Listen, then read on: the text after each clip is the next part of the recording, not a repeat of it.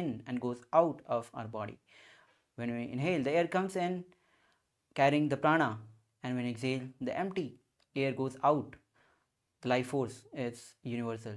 Now, the three processes involved in pranayama: Rejika, Purika, and Kumbhaka. Purika, when you inhale, the life force goes in. This is Purika. Kumbhaka, when you hold the air within. And Rejika, when you exhale completely.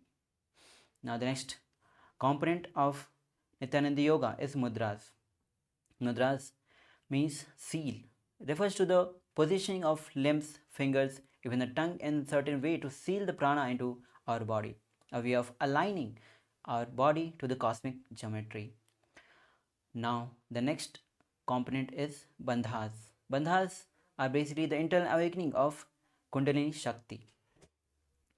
Now, most of the time, energy tend to leak from our body. Applying bandhas with different Mula Bandha, Udyan Bandha, and Jalanda Bandha, and all the three combined together is Mahamudra Bandha. Applying all kinds of bandhas make sure that the energy doesn't leak from our body and the energy raises up. Now, the next component of Nithyananda Yoga is Karna. Now, performing Karna puts us in a high state of awareness of our body, engaging the multiple parts of body at the same time, which involves a synchronized movement of fingers, hands, legs, and even the hips. Now, the next Karna is visualization. Now, in the science of yoga, context and intentions are everything. Why we bend our body matters. For whatever intentions we move the body, the experience will be delivered to us. That is why in Kailasa's Nithyananda Yoga, we maintain the space of yoga as a ritual, a direct connection between Paramashiva and us. Now, through every asanas, we will be visualizing different forms of gods, goddesses, even the different creatures, animals, which by imbibing those energy, that deep experience gets settled in us with every posture. Now, the next component of is yoga, is japa. Japa is the internal chanting of mantras with the visualization of it rotating in the throat in a circular way, allowing us to feel the mild vibration of that mantra. Wearing a Rudraksh bead exactly on this Vidya chakra in the hollow of the throat. Now, whenever the sound uttered, that Rudraksha, the mantra coming out will have the quote of that mantra. Now, the next component is chanting. Now, mantra is a Sanskrit word that describes a sacred utterance, sound, syllable, single word, or even the group of words. Mantra has a spiritual power with or without phonetic or literal meaning. Now, every asana has its Sastra Pramana, which is directly bestowed by Paramashivam himself. Now, the next component of Kailasa's Nithyananda Yoga is weights. We use weights in Dvitya Vinasa Krama to intensify the practice of 308 asanas. Now, the next component is mandalas. Mandala is simply the representation of the cosmos, and the human body is analogous to the cosmos itself. Mantra is a diagram into which deity can be invited using the corresponding mantras. Now, as you can see behind, there is Sri Chakra behind. Focusing on this Sri Yantra, the cosmic geometry, the cosmic diagram gets imprinted into our brain. Now, the next component is Abharana. Now, the Rudraksha jewelry traditionally worn while performing this Vijnana Krama will be wearing Rudraksha Mala as a jewelry. Rudraksha has the capacity to hold the energy. The energy while performing the Vinasa Krama is released. Rudraksha Mala holds this energy and keeps it energized as we wear this mala, the Rudraksha Mala holds energy and keeps us energized the whole day. Now the next is Aushadha. Aushadas are the sacred alchemy science from the ancient Siddha traditions. It combines the sacred herbs, prana, and the cosmic life force. Now we'll be applying bhasma in 16 places as an Aushadha, kumkum on the third eye, and turmeric on the temples. Now, as we have had a glimpse of the 12 components of Kailasa's Nithyananda Yoga, now we'll be entering into the actual practice of 308 asana, starting with Sukhasana. Now the pranayama we'll be starting is Samana Kumaka Pranayama, where you visualize heat or the flame rising up along the spine towards the navel center. The japa will be Soham, corresponding to few sequence of asanas. Then we'll be changing. Now as you sit comfortably in cross-legged position, with your head, neck, spine in a straight line, bring the index and thumb in a Bindu Mudra and place it on the respective knees. Now engage Mahamudra Bandha, Mula Bandha, Dhyana Bandha and Jalanda Bandha. Vijay Lord Shiva in a space as you the japa is Soham. तत्सुखासनमित्युक्तम् अशक्तस्तत्समाचरेतासनं विजितं येन जितं तेन जगत्त्रयम्. Slowly release all the bandhas. The next asana is Parvatasana. Now bring the legs into Padmasana. Bring the palms together at the heart center and raise it above the head, elbows straight. Engage all the three bandhas as you visualize Mount Kailas in your inner space. अथ वक्षे Mahadev पर्वतासनमङ्गलम्. Now relax. Slowly inhale and bring the soles of the feet together. We'll be performing Hali Pavasana. Now interlace the fingers at the back. Lean forward and place the forehead on the ground behind the heels. Engage all the three bandhas. Gaze to the nose as you visualize Swamiji in your inner space.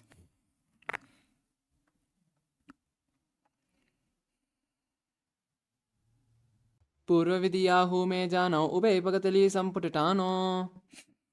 Now slowly inhale. The next asana is Nagya Pavasana. With the same seated posture, with soles of the feet together extended forward. Cup both the palms on the ground and bring the forehead on the ground behind the heels as you engage all the three bandhas. Visualize Swamiji in your inner space. पूर्वविधि पर्यागानैनी च होई बहूनि पनास्यो लगाई. Inhale, rise up. Now the next asana is Kokilasana.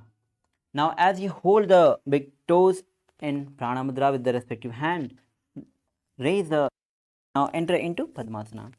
Bring the elbows down, lean forward, visualize crow or the bird in your space as you engage all the three bandhas. अथान्यदासनं वक्षे येन सिद्धो भवे नरः अकस्माद्वायुसञ्चारं कोकिलाख्यासनेन च. Inhale slowly and rise up. Now the next asana is Neti Asana as you bring one ankle on the opposite knee. Hold the opposite elbows. Gaze to the nose. Visualize Swamiji in your space as you engage Mahamudra Bandha. Rotate the arms in the circle in one direction and then opposite direction. घोड़ा भामा पादकी आहुमाहली सोये दक्षिणको वारलोता परिकुल्प समोये. Inhale. Now the next asana is Gajasana. Now place both the palms on the ground forward and lift the hips high, feet little forward. Visualize elephant in your inner space as you scoop the head forward and down. Engage Mool Bandha and Uddiyana Bandha. नुज्जं पादाग्रे Bhoom कृत्वा लम्बी भूयमस्तकाग्रे निधाय. Now relax. From the same Gajasana position, lift the right heel up and press the left heel down. And switch the position of the heels alternately on both the legs as you engage Mool Bandha, Uddiyana Bandha. Visualize beer in your inner space.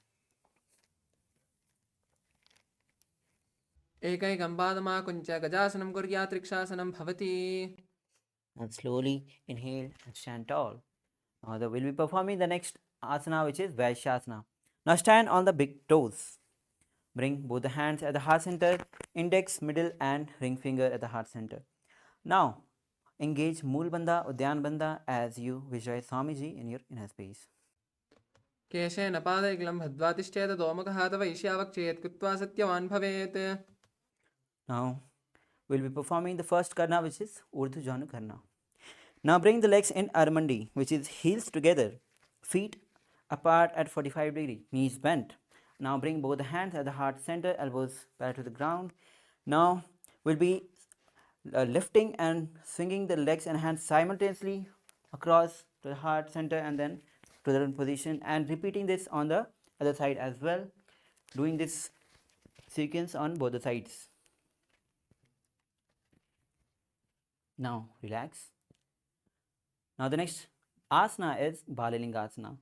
As you stand on the left leg, bring the right knee to the chest, hands in Sarvasangri Mudra, holding the chest, knee. Now visualize you are catching baby as you engage Mahamudra Bandha.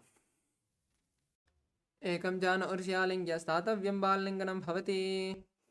Now drop the leg down. The next asana is Padpidanasana. Bring the right leg at the back of the buttocks, holding it with both the hands, head, neck, spine in a straight line. Engage Mahamudra Bandha as you visualize Swamiji in your inner space. स्थित्वा एकस्मिन् पादतले कराभ्यां यष्टियतनं पृष्ठे संस्थाप्य द्वेन पादपीडनमासनम्. Now release all the three bandhas. The next asana is Natarajasana. As you stand on the left feet, the right leg at the back, pull it back, holding it with the right hand. Left hand in Bindu Mudra at front, lean forward as you visualize Nataraja in your inner space. उत्तानपादं क्रौञ्चं च मरीचिं वीरभद्रकम्. Now relax. Now we'll be repeating Balalingasana on the other side. As you stand on the right foot, left knee at the chest, holding it with the fingers interlocked in outside in Sarvashankari Mudra.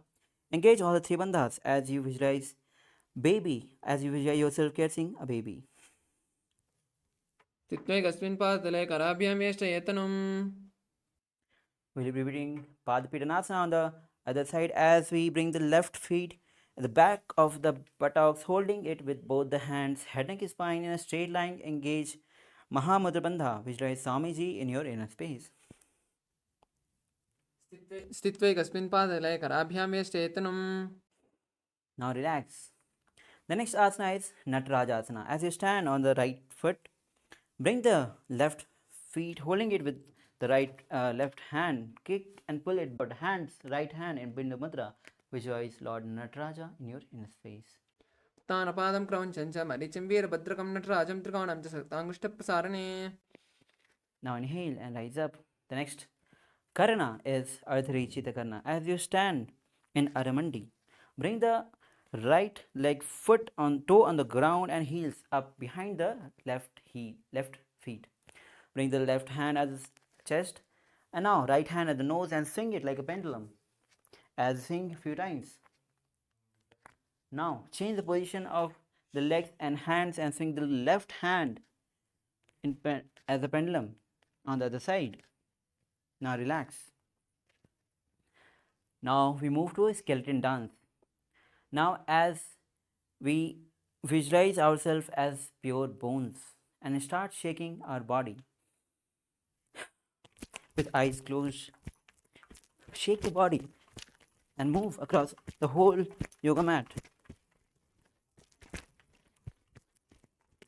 without following any particular pattern. Just shake your body. Now relax. The next Karana is Kati Chinna Karana. As you stand again in Aramandi, bring the hands at the back of your head, palms facing back. Now twist on the right side, palms opening, and then twist on the other side. Repeating this again and again. This is Kati Chinna Karana. Now relax. The next asana is Talasana. As you stand tall on the big toes, bring the hands above the head, elbows straight, palms facing each other. Visualize yourself as a palm tree as you engage Mahamudra Bandha. महामुद्राबद्धकोणो दाडासिनि विभेदकान्. Now relax. We are moving to the next asana, which is Uttanasana. With standing on both the feet, lean forward, place both the hands on the side of the feet, and bring head to the knees. Engage Mahamudra Bandha as you visualize Swamiji in your inner space. महामुद् महामुद्रावद्रकोणो ताडासनभेदकान्. Inhale. Now the next asana is Sarakshasana as you bring the body in the plank position. Now tuck the chin to the chest and start rotating from left right in Sarakshasana as you visualize Swamiji in your inner space. आसनवस्थित्वा मस्तकं वारं वारं दक्षिणकक्षं सव्यकक्षं नयेत् तर्क्ष्वासनं भवति. Now lower your body down. Now the next asana is Bhujangasana as you keep the toes pointed backwards, hand side of the chest. Now lift the chest up with the support of the lower back. Now open the mouth in Bhujangri Mudra. Open and inhale through the hollow of the throat.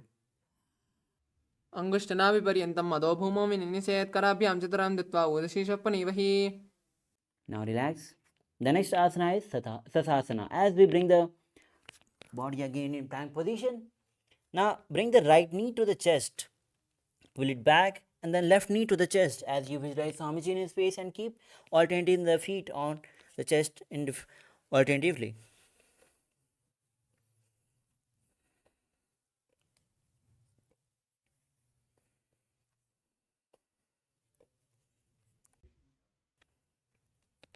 गजासनसंस्थितौ जानुद्वयमाकुञ्च वारं वारं कर्तव्यं शशासनं भवति. Now the next asana is Prathasana.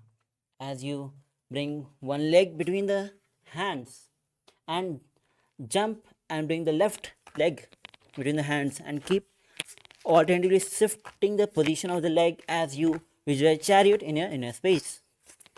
गजासनस्थितौ एकैकं पादं पूर्वमार्गेण भ्रामयित्वा कर्तव्यं रथासनं भवति. Now relax. The next asana is Virabhadrasana.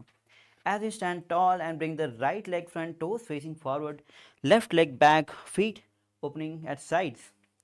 Now knees, right knee bend at 90 degree, hands above the head, palms facing up, gaze to the third eye as you engage Mool Bandha, Udyana Bandha and visualize yourself as Lord Veerbhadra.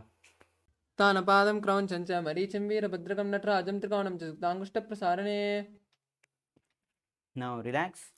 Now switch the position of the leg. Bring left leg front, toes facing up, toes facing forward, knees at 90 degree. Bring both the palms at the above the head, palms facing each other, gaze to the third eye.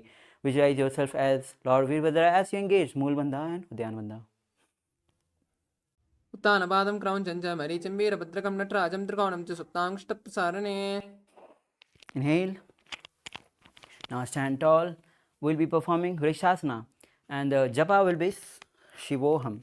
Now as you stand on the left foot, bring the right foot on the inner thigh of the left.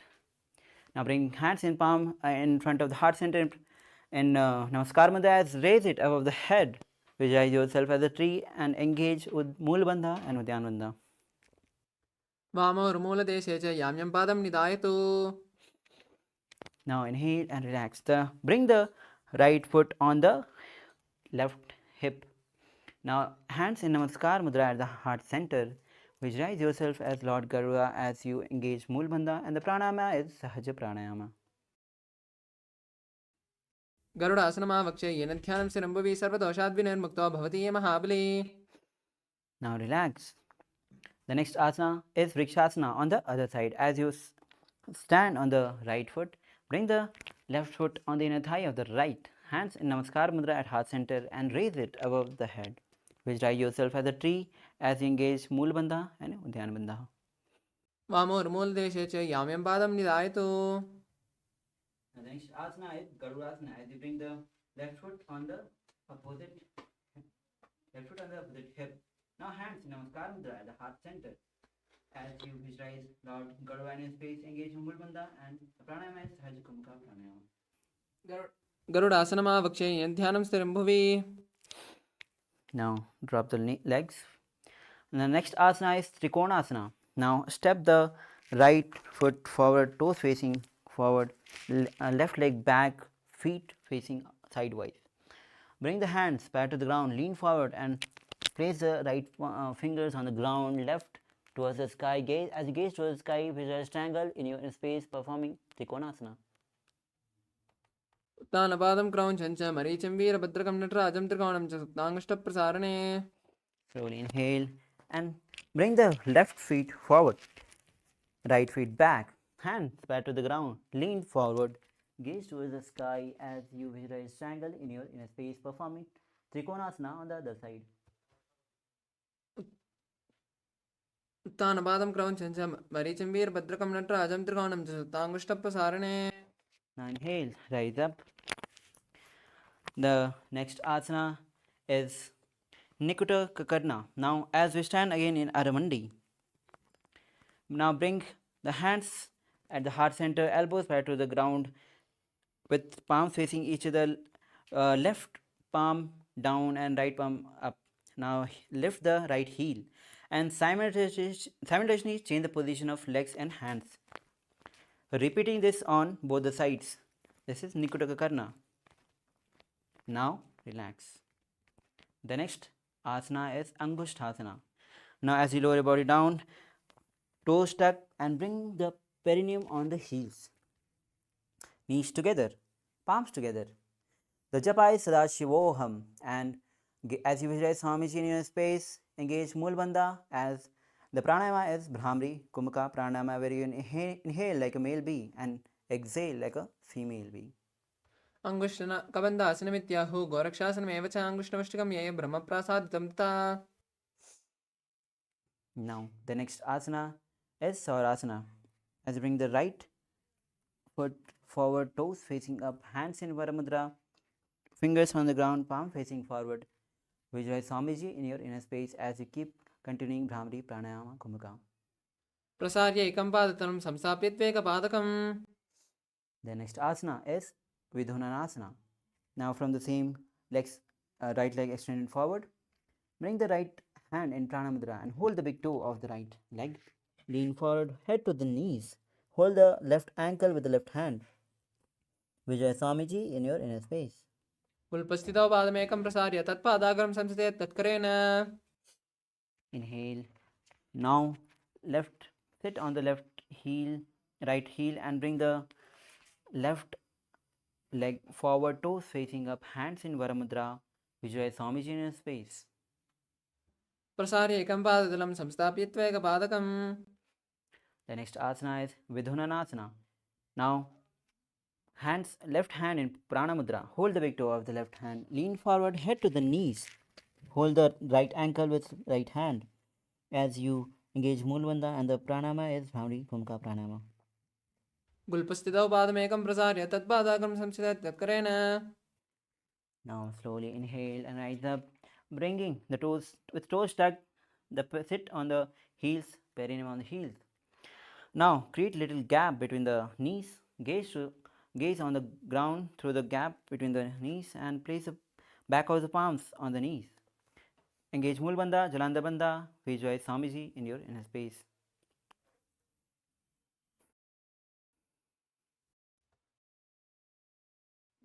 दो पनापानि होय वैसे एरी दो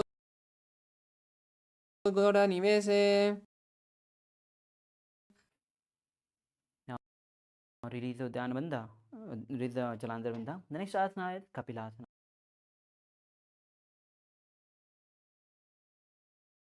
Now engage Mulbandha, Dhyana Bandha as you gaze to the nose and visualize Sage Kapilamuni in your inner space. उभयपकतले समट हरावे तिनकी माहिली core मिलावे. Now slowly release the Dhyana Bandha. The next asana is Vajra Gorakhasana. As you sit in the same posture, switch the gaze to the third eye and visualize Swamiji in your inner space. दो पगले संपुट करे कोरवारली भूपरि धरे. Now the next asana is Suryasana. As you bring the soles of the feet together, knees off the ground and wide, bring both the hands in Padma Mudra, which is index finger and thumbs touching together, fingers apart. Now Raise it above the head. Gaze between the gap between the palms. Engage Mool Bandha, Dhyan Bandha as you visualize Lord Surya in your inner space. एडी दो गुड़ातनी आने बना पानी बेटे पुनिताने. Now relax. The next asana is Mandukasana. As you sit on feet flat and sit on the heels. Now gaze to the third eye, hands on the respective knees. Now visualize yourself as frog and roll the tongue up on the roof of the mouth. Visualize you are catching the nectar of immortality dripping from the Sahasrara chakra with your frog tongue. पादतलौ पृष्ठदेशे अंगुष्ठद्वये च संस्पृशेत्. Now the next asana is Uttana Mandukasana. From the same seated posture, bring both the palms at the back. Hold the shoulders, opposite shoulders, elbows supporting the head. Gaze to the third eye. Engage Mool Bandha, Uddiyana Bandha, and visualize. Perform Maha Manduki Mudra as you visualize the nectar of immortality dripping from Sahasrara chakra with your frog tongue. मण्डुकासनमध्यस्थं कोर्पराभ्यां दिदंशितः. Now release the Uddiyana Bandha and Mool Bandha. The next asana is Simhasana. Now cross the ankles at the back, hands on the respective knees. Gaze to the nose, visualize line in space as you open the mouth wide and stick out the tongue and exhale forcibly. गुल्पस्थितौ पादमेकं प्रसार्य दक्षिणं संविगुल्पेन दक्षिणे तदेतनं हस्तौ जान्वौ संस्पर्श्य स्वाङ्गुलीश्च प्रसार्य च. Now slowly inhale and rise up. Now the next asana is Bhadrasana. Now bring the soles of the feet together at the back and sit on the heels. Knees wide apart. Hands in Pranayama Mudra. Hold the big toes. Gaze to the nose as you engage Mool Bandha and Jalandhar Bandha. Visualize Swamiji in your inner space. गुल्पौ च वृषणस्यादौ युत्क्रमेण समाहितः. Now inhale. The next asana is Kakabasandi Asana. Now squat on the feet. Knees wide. Hands wrap it around the back and interlace the fingers. Gaze to the nose. Visualize crow in your space as you engage Mool Bandha. The japa is Paramashivoham and the pranayama is Brahmari Pranayama. प्रथमे वेश उगड़ाने धो हाथ पगम बीच आने. Next, the next asana is Kanipavasana. Place both the palms on the ground in front. Now bring the knees on the respective hand towards the armpit. Lift the hips and lift the feet off the ground as lean forward. Gaze visualize Swamiji in your inner space. आसन को गुणाची दिष्टा होई तो आची होई. Now the next asana is Kapali Asana. Now as you again place the palms on the ground in front. Now bring the forehead on the ground with hips high. Now bring the knees on the arms and raise the feet off the ground and raise it above the head straight. Gaze to the nose as you perform Kapali Asana. विपरीतम शीश दट्टी की पगदो मुलवा ऊंचा गुगरे. Now slowly lower your body down. We'll be performing Parsha Mayurasana as you place both the palms on the ground, twist on the right side. Now place both the elbows on the knee and hip as you lean forward and balance the body. Extend the feet outside. Gaze to the third eye. Visualize peacock in your inner space.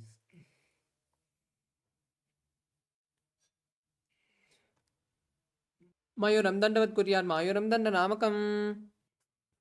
Now relax. We'll be performing Parshvamayurasana on the other side as you twist on your left side. Elbows on the knees and hip. Lean forward, balance the body and extend the feet outwards on the sides. Gaze to the nose, gaze to the third eye. Visualize peacock in your inner space. मयूरं दण्डवत् कुर्यात् मायूरं दण्डनामकं कुर्यान् मायूरं पार्श्वाभ्यां मायूरपार्श्वनामकम्. Now relax. Bring the body in the plank position. The next asana is Bhairaginathasana. Now bring right foot from outside between the hands. Gaze to the third eye. visualize Lord Kalabhairava in inner space. The pranayama is Rejika Kumbhaka pranayama. The next asana ko gunapiti jai. Now bring the right leg back from the plank position. Now bring the left foot from outside between the hands. Gaze to the third eye as you visualize Lord Kalabhairava in your inner space. Asana ko gunapiti jai. Now again from the plank position. The next asana is Unmukh Pitasana. Now drop the knees on the ground. Hips high. Bring the feet a little closer to the body. Gaze to the third eye as you visualize Swamiji in your inner space.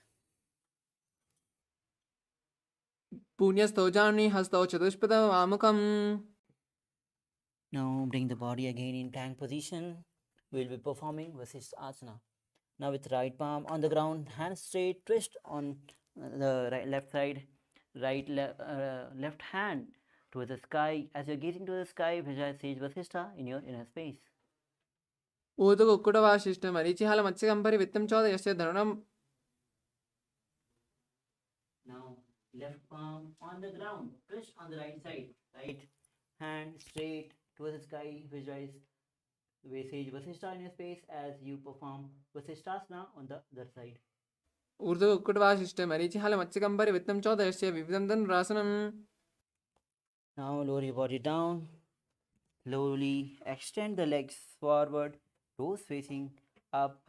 Now bring both the palms under the buttocks with palms facing up.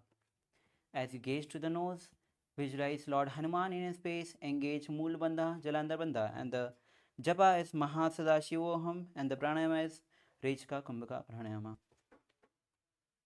दो कर की ube हथेली कोरबारली में ले भेली. Now release Udyan Bandha, Jalandhar Bandha. The next asana is Paschimottanasana. As you sit again with the legs extended forward, toes facing up. Now bring the hands in Pranamudra. Hold the big toes as you lean forward. Bring the head to the knees. Engage Mahamudra Bandha. Visualize Swamiji in your space. जानो द्वयमा जानो परिल्लाटं तु पश्चिमं तानमुच्यते येन केन प्रकारेण सुखं धार्यं च जायते. Slowly inhale, rise up. The next asana is Ugrasana. Now create a little gap between the feet. Now interlace the fingers at the back. Now as you lean forward, bring the head to the chest, bring the head to the knees. Engage all the three bandhas.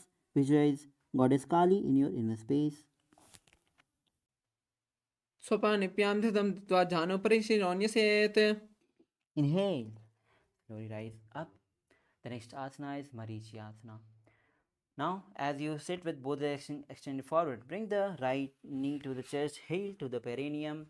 As you lean forward, bring the head to the knees, wrap the hands around the back, interlace the fingers, visualize Sage Marichi in your inner space as you engage Mula Bandha. तानपादं क्रौञ्चं च मरीचिं वीरभद्रकं नटराजं त्रिकोणं च सुप्ताङ्गुष्ठप्रसारणे. Slowly inhale, rise up. The next asana is Mahamudrasana. Now drop the raised knee to the ground on the side. As you lean forward, hold the left foot with both the hands. Head to the knees, engage Mahamudra Bandha. Gaze to the nose as you visualize Swamiji in your inner space. महामुद्रां प्रवक्ष्यास्मि तन्त्रेऽस्मिन् मम वल्लभे. Slowly inhale and rise up. The next asana is repeating Marichi Asana. Now with extended, both legs extended forward. Now bring the right knee to the chest, heel to the perineum. Wrap the hands around as you lean forward. Bring the head to the knees. Visualize Sage Marichi in your inner space. तानपादं क्रौञ्चं च मरीचिं वीरभद्रकं नटराजं त्रिकोणं च सुप्ताङ्गुष्ठप्रसारणे. Inhale, rise up. The next asana is Mahamudrasana. Drop the left knee to the ground. As you lean forward, hold the right foot with both the hands. Engage Mahamudra Bandha as you gaze to the nose. Visualize Swamiji in your inner space. महामुद्रां प्रवक्ष्यास्मि तन्त्रेऽस्मिन् मम वल्लभे. Slowly inhale, rise up. The next asana is Bhadrasana 2. As you bring the soles of the feet together, heels close to the perineum. Hands interlaced, place it on the foot. Now gaze to the third eye as you visualize Swamiji in your inner space. Gulpau Divrishanasyadha Shivanyapashvyokshipeet.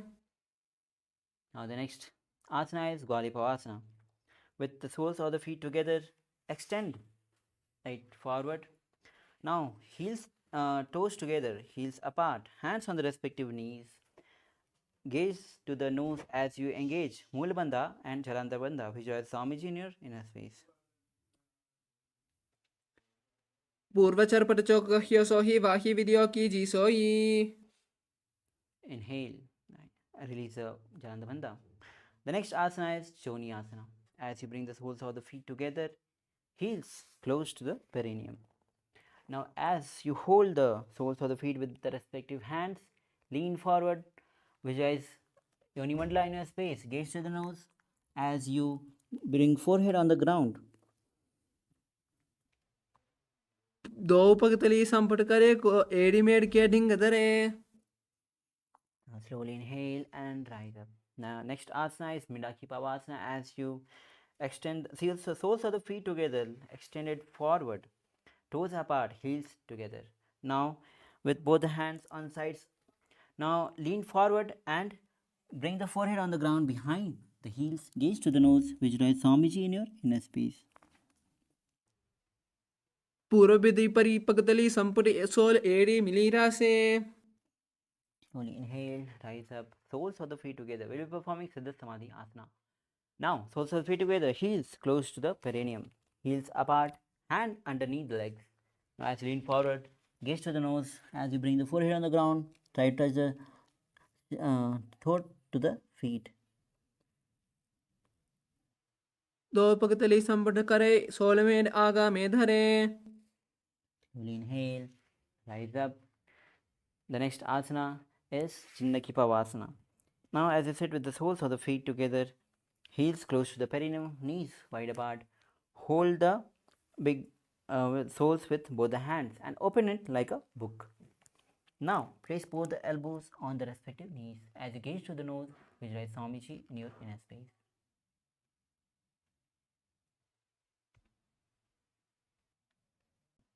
दो पगतली add धरती मिगवा में गावे पगतली माहिली core अंगुठासला सीधी जोड़ी. Slowly inhale. We move on to the next asana, which is Charpachaukasana. As you sit with the soles of the feet together, heels close to the perineum, place both the hands on the respective knees, pressing it down to the ground. As you engage Mulabandha or Dhyanabandha, gaze to the third eye, visualize Swamiji in your inner space. दो पगतली संपट दरे आगा में कर jar पसारे. Now release all the bandhas. The next asana is Bhairavasana. Now, as you sit with the toes tucked on the ground, heels up, knees wide apart and on the ground. Hands in Bindu Mudra. Place it on the respective knees. Gaze to the nose and gaze to the third eye as you visualize Lord Kalabhairava in his space, engaging Mulabandha and Dhyanabandha.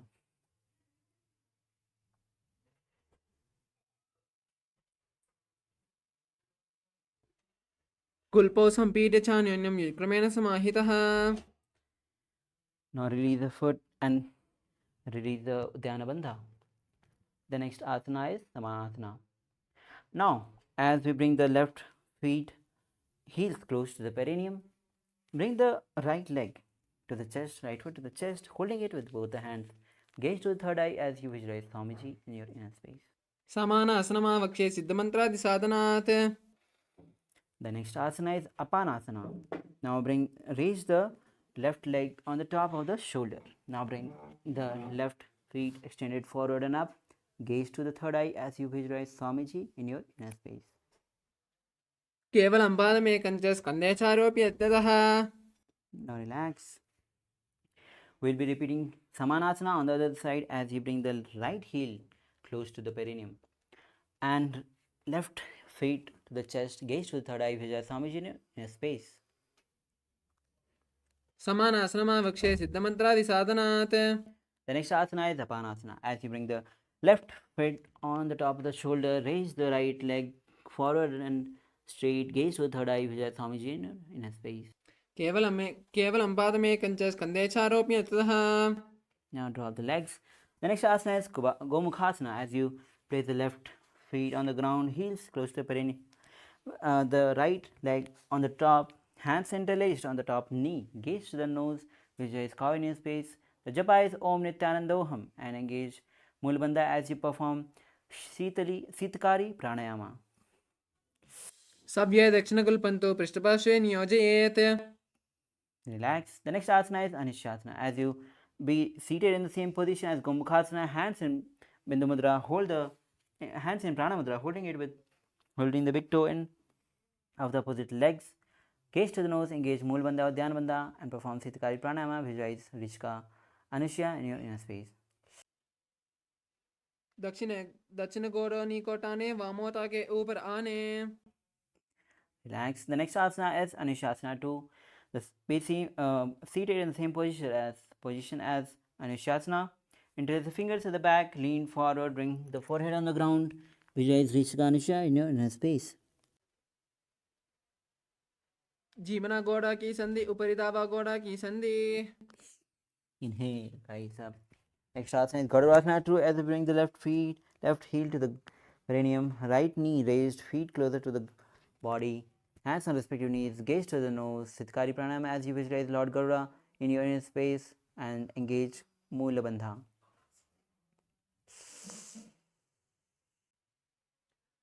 दोवा पगवा मोड़ी AD माहिलम गुल्प मूलद्वारिणी चैदे.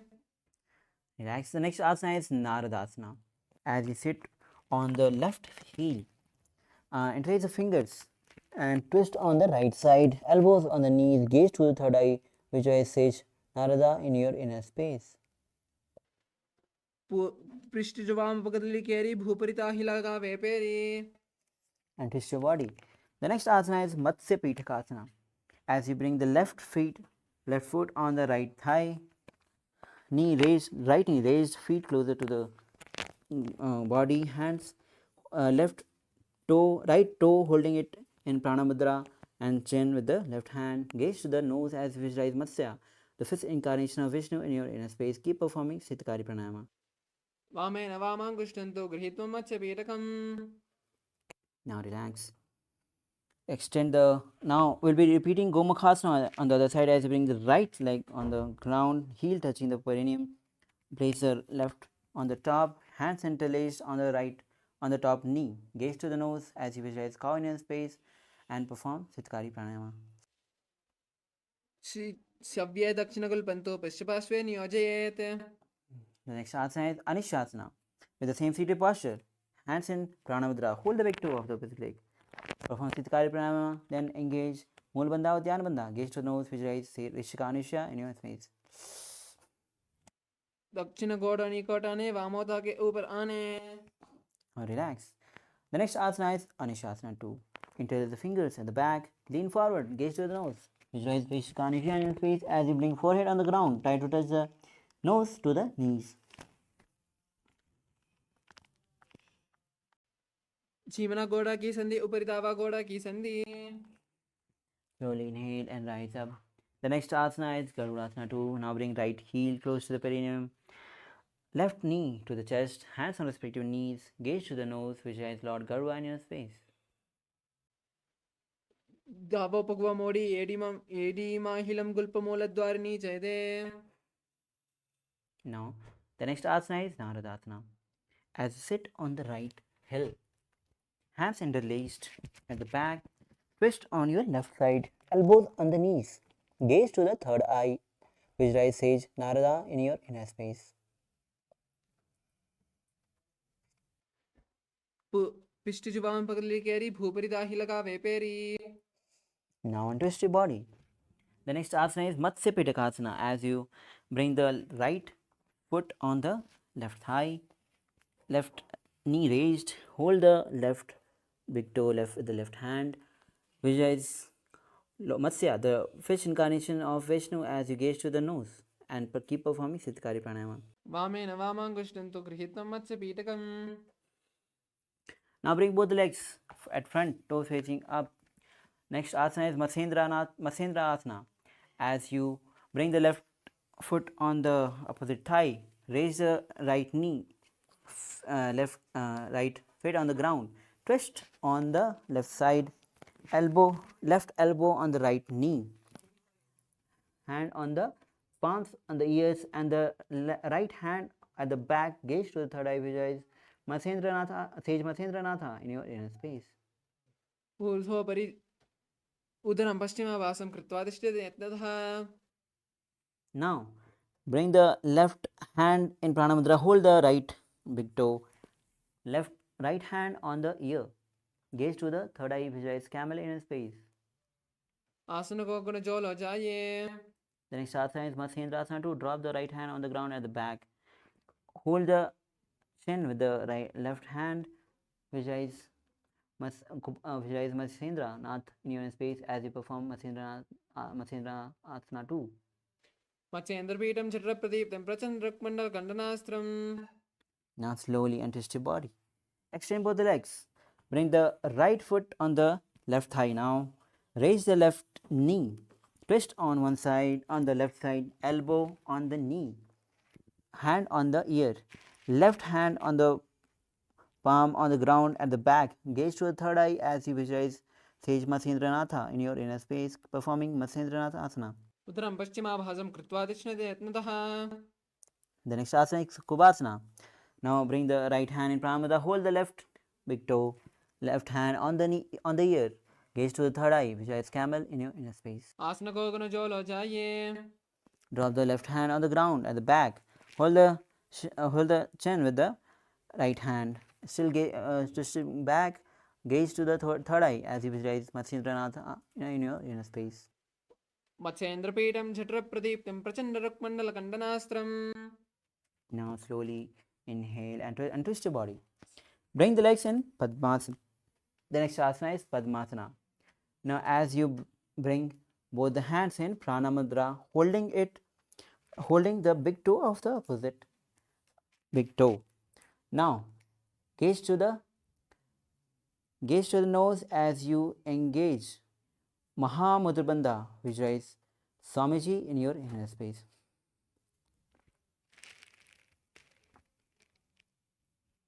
आसनं द्विविधं प्रोक्तं पद्मं वज्रासनं तथा. Release the next asana is Padmasana 2. Now still sitting on the Padmasana, place both the hands on the respective knees, palm facing down. Now as you engage Mulabandha, gaze to the nose, perform Sitari Pranayama.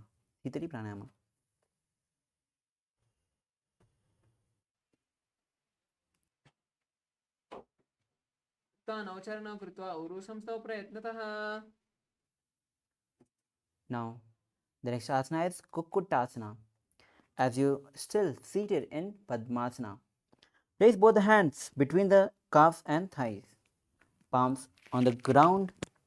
Now lift the body off the ground. Visualize yourself as a rooster. The japa is Om Nithyananda Mahasarashivoham, and the pranayama is Sahaja Pranayama. पद्मासनं संस्थाप्य नानोर्वोरन्तरे करौ. Now slowly lower your body down. The next asana is Paddhakeki Asana. Still sitting in the Padmasana, hands on the ground, forehead forward.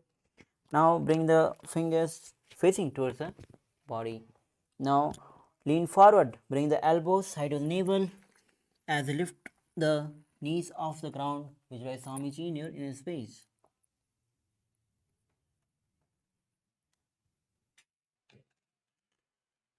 धरामवष्टभ्य करद्वयेन तत्पूर्परिस्तानिव ताविपाश्वः. Relax. The next asana is Mayurasana. As you bring the hands on the ground, palms facing towards the body. Lean forward and bring the elbows side of the navels.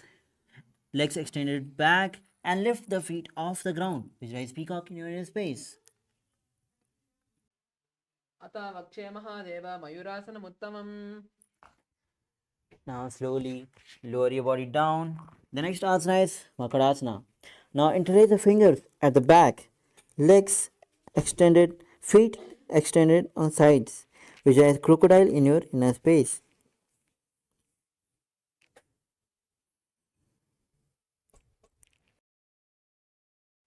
अध्याससे ते पदयुग्मं वक्ष्णो भूमिम् अवष्टभ्य च प्रसार्य पादौ.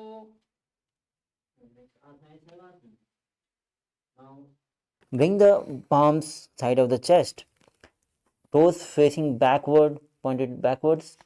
Now, forehead on the ground.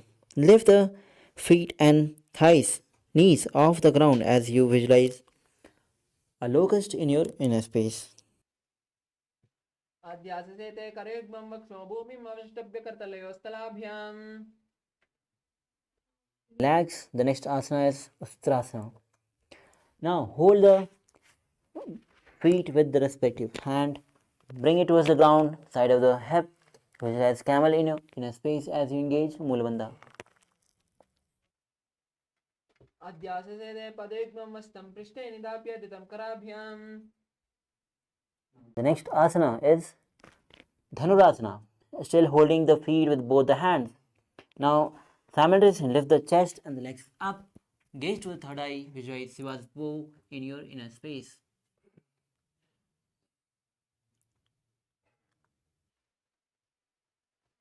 प्रसार्य पादौ भुवि दण्डरूपौ करौ च पृष्ठे धृतपादयुग्मम्. Bring the body in the Bhagasana posture. Now, with the hands on the respective knees, gaze to the third eye, visualize Swamiji in your inner space. उल्टा मोड़ी पावदौ देशे बहरो जगति करे एक वैसे. Now, the next asana is Gohyasana. As you lean forward and bring the elbows, hands shoulder width apart. Interlace the fingers, head on the ground, supported by hands. Now hips high, lift the feet, bring the feet closer, and now lift the feet off the ground as you bring the knees to the chest. Try to touch the chin to the knees to the chin as you gaze to the nose, performing Gohyasana. दो हाथ की गहुनी जोई पुनिह कराले जाने दो. Same posture. Now raise the legs up straight. Gaze to the nose, visualize Swamiji in your space, performing Sirsasana. विपरीतं मण्डलं च दिदेव विदितं हिनः. Now slowly lower your body down. Now sit with the legs extended forward.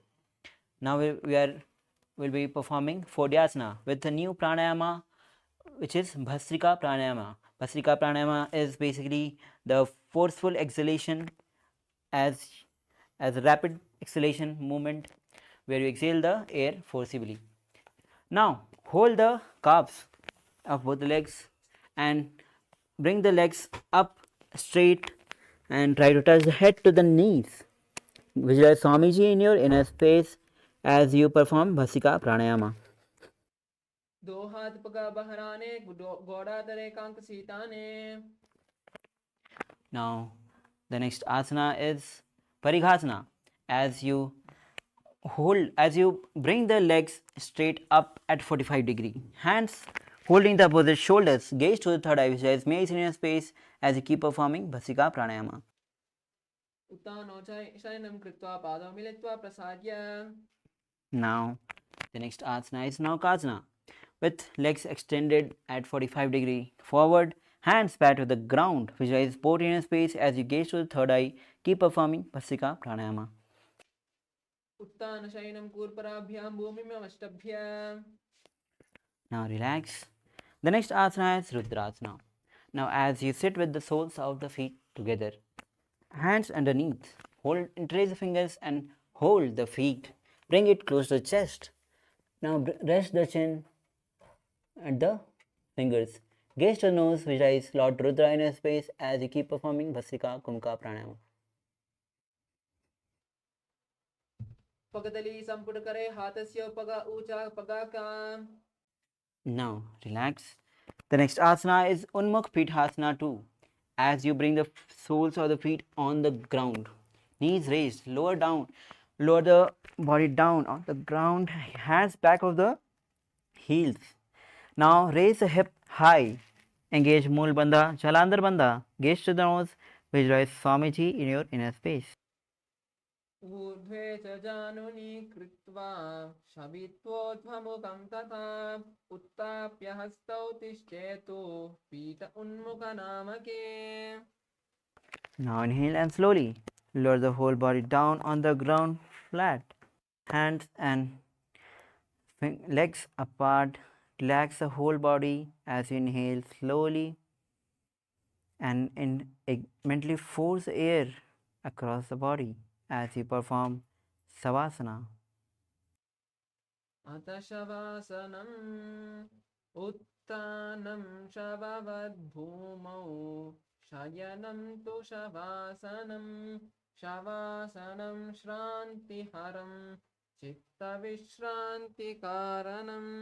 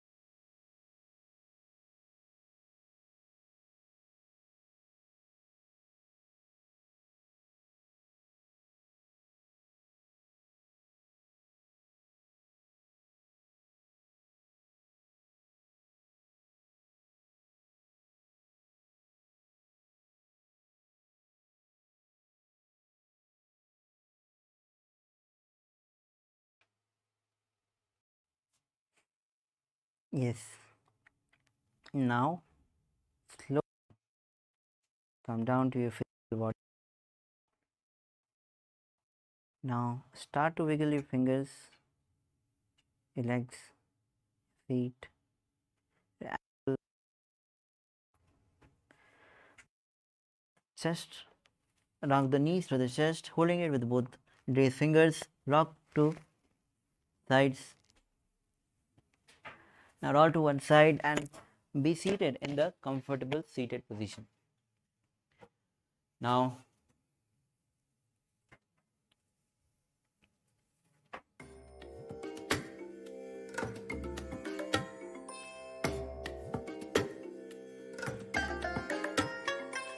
I bless you all.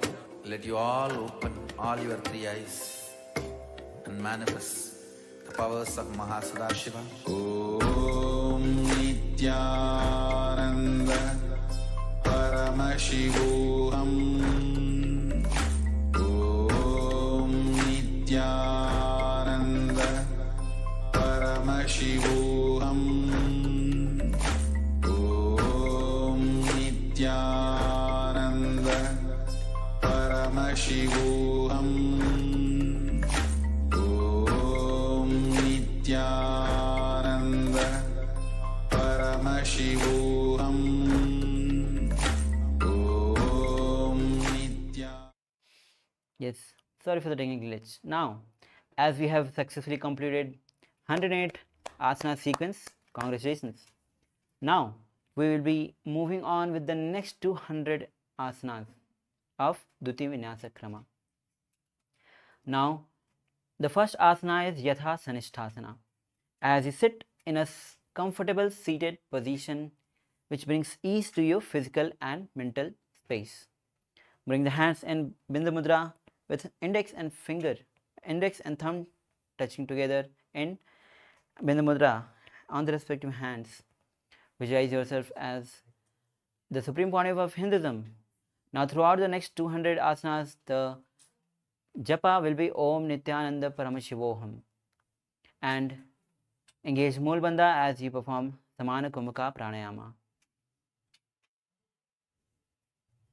पर्यङ्कं तत्समाख्यातं यतसंस्थं यथा स्थितिः.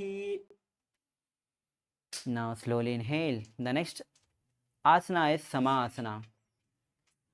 Now, as you're still seated in the Yatha Sanishthasana, which is comfortable position which brings ease to your inner space, hands in Bindu Mudra. Now, inhale slowly and deeply, then hold and again inhale, taking a prolonged inhalation, then exhale fully. Visualize Swamiji in inner space as you engage Mulbandha. इदानीं गर्मीणां योगाभ्यासो यथा लगगो सुखप्रसवलाभाय प्रोच्यते प्राक्तने पतिः. The next asana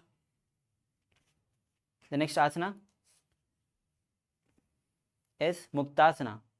Now, as you bring the left foot against the gentle and place the right foot on the top. Now, place the palms facing downward on the knees. Gaze to the nose as you visualize yourself as a sage liberated by the Supreme Pontiff of Hinduism. निपीड्य सीवनीं सूक्ष्मां दक्षिणेत्रगुल्पतः वामं याम्येन गल्पेन मुक्तासनमिदं भवेत्.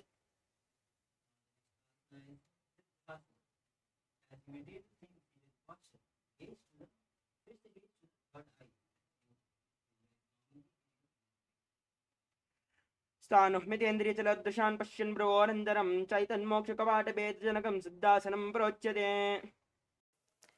Now, the next asana is Siddhyasana. As you sit in the same seated posture, now gaze to the nose, gaze to the ground, engage all the three bandhas as you visualize Swamiji in your inner space. वामपादिकी एडी जानो सीवनिमदितासकौण्टानो. Release all the three bandhas. The next asana is Rudrasana 2.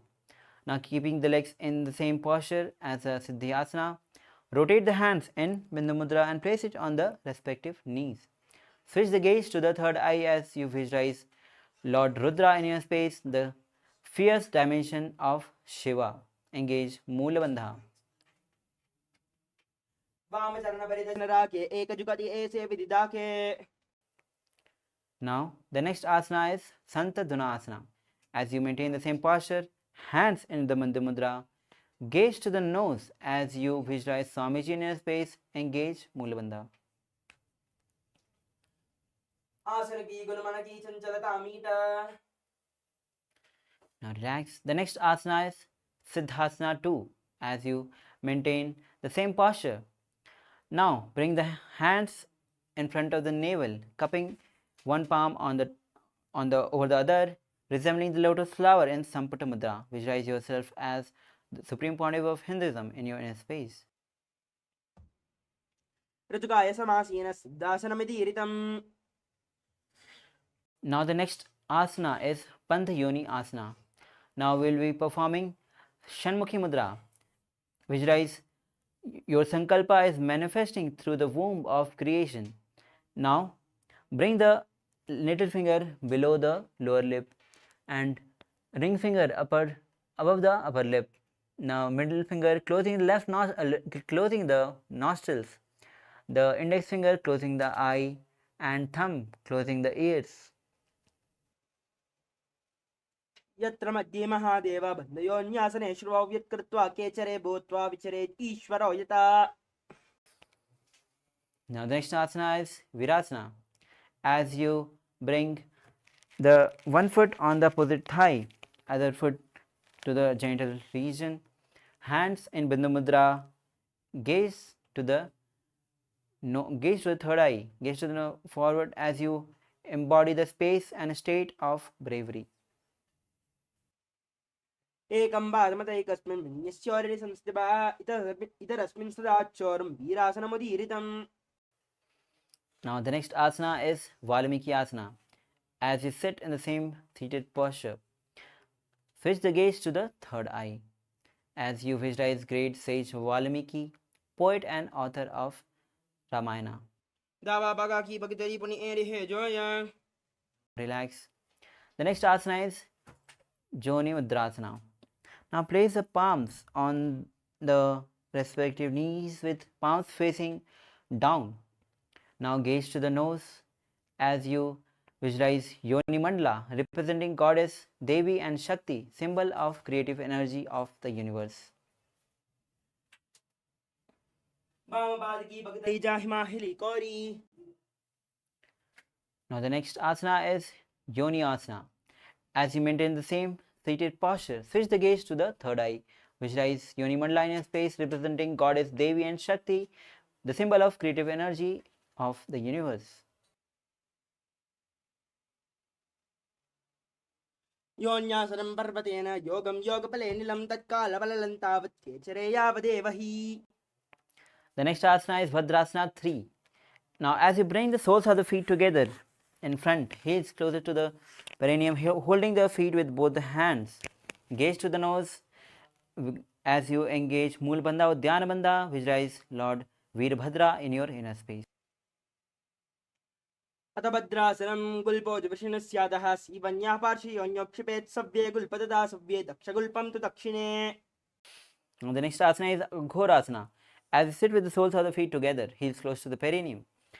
Now gaze to the third eye, visualize Aghori in your space. Now roll the tongue on the roof of the mouth. Now bring the right hand and close the left nostril. Inhale through the right nostril. Close both the nostril. Hold the breath and then exhale through the left nostril and repeat on the other side.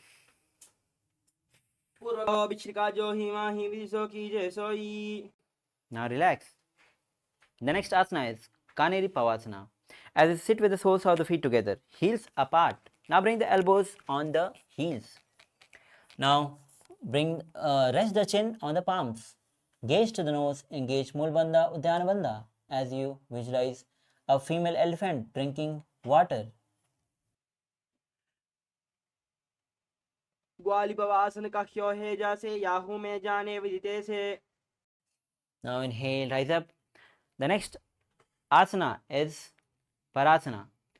Now as you sit with the knees raised, hands underneath between the calves and thighs, interlace the fingers, feet of the mat, gaze to the nose as you visualize Swami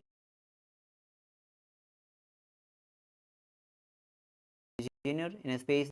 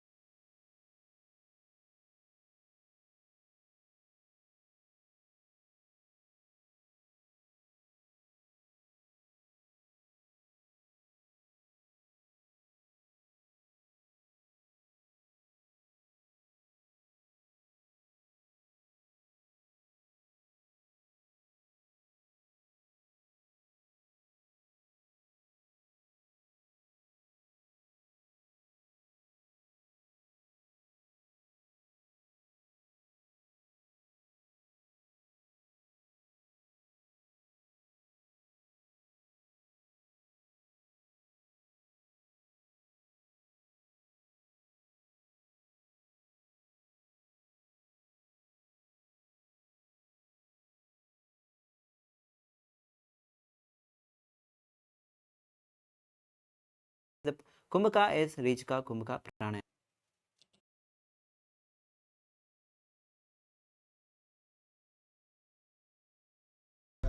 Paramashivoham.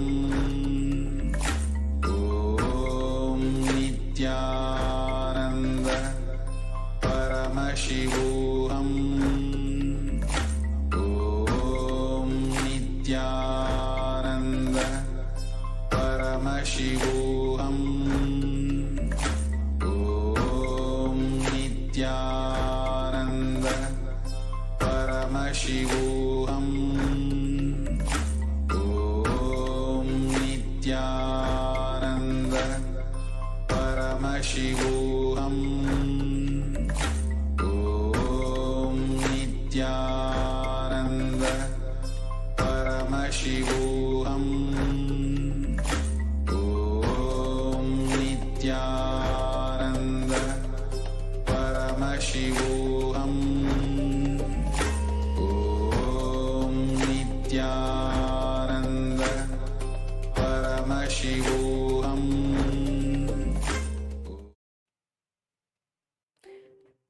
Yes, sorry for the technical glitch. Now we'll be performing our next asana, which is Udarasana. Now sit with the soles of the feet together. Now place the hands underneath the legs, hold the feet and bring it closer to the chest. Rest the chin on the feet. Now gaze to the nose as you visualize yourself body free from any defects. दो पगदले संबुरडाने उभय हस्तकरी ऊर्ध्वहिताने. Now from the same posture, the next asana is Vasishtasana. Now raise the legs on the forehead as you visualize yourself excelling in everything. दो पगदली जोड़ी संबुर करे हाथ दो वो पगा बिच आने. Now slowly relax. The next asana is Bhujasana. As you sit with the soles of the feet together, knees wide apart, hands raise the legs on the respective shoulders. Now hand interlace at the back of the neck. Visualize cobra in your inner space as you engage Mulbandha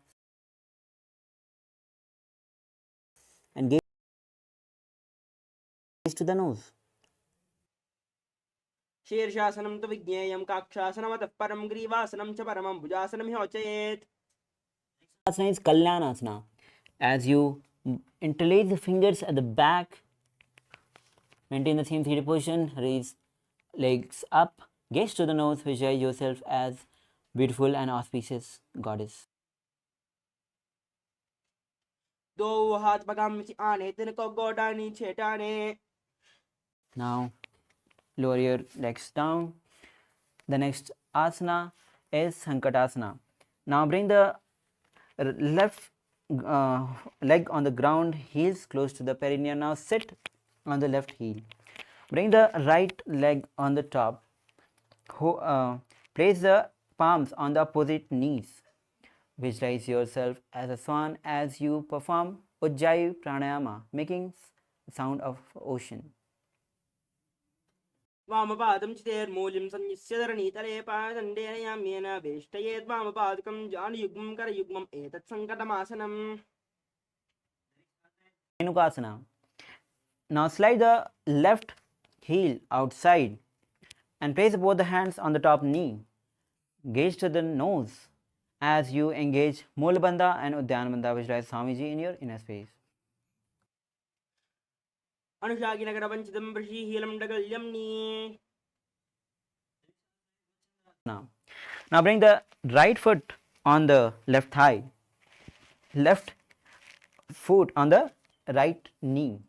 Now as you twist towards your left, now bring the left hand holding the right thigh and right hand on the left knee. As you gaze to the third eye, visualize Matsyendranath in your inner space. वामजङ्गपरदचिर्लाने वामहस्तपिष्टीदिश आने बहरौ जलजनबाधे जो ईताकी नलिजोपकरे सोई. Machandrasana 2. As you place both the legs in the last asana, Machandrasana, hold the big toe of the opposite leg in Prana Mudra. Now as you lean forward, bring the forehead on the ground and bring the chest to the heels.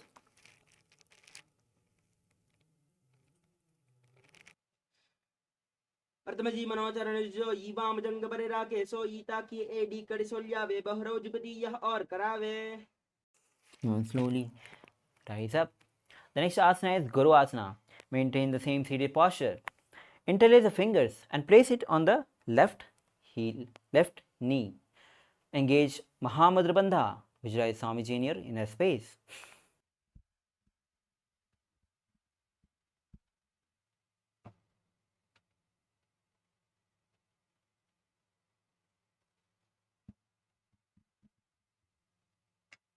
ओर्मूले इतरपादस्य कनिष्ठिकाप्रदेशे गुल्पं संस्थाप्य तदेव जानु इतरपादपार्श्विनानि संस्थाप्य तिष्ठेत् हस्तौ सम्मीलयेत् गुरु आसनं भवति. Now relax. Release all the bandhas. The next asana is Sankatasana on the other side. Now as you bring the right heel to the perineum, bring the left leg on top as you sit on the right heel. Hands on the palms on the opposite knees. Visualize yourself as a swan as you perform Ujjayi Pranayama. वामपादं तेर्मूलं संयस्य धरणीतले पाददण्डेन याम्येन वेष्टयेत् वामपादकं जानुयुग्मं करयुग्मम् एतत् सङ्कटमासनम्. Inhale. The next asana is Dhenukasana as you extend the right heel outside. Hands on the respective knees. Visualize yourself as cow. Now as you engage Mulbandha and Udyanabandha.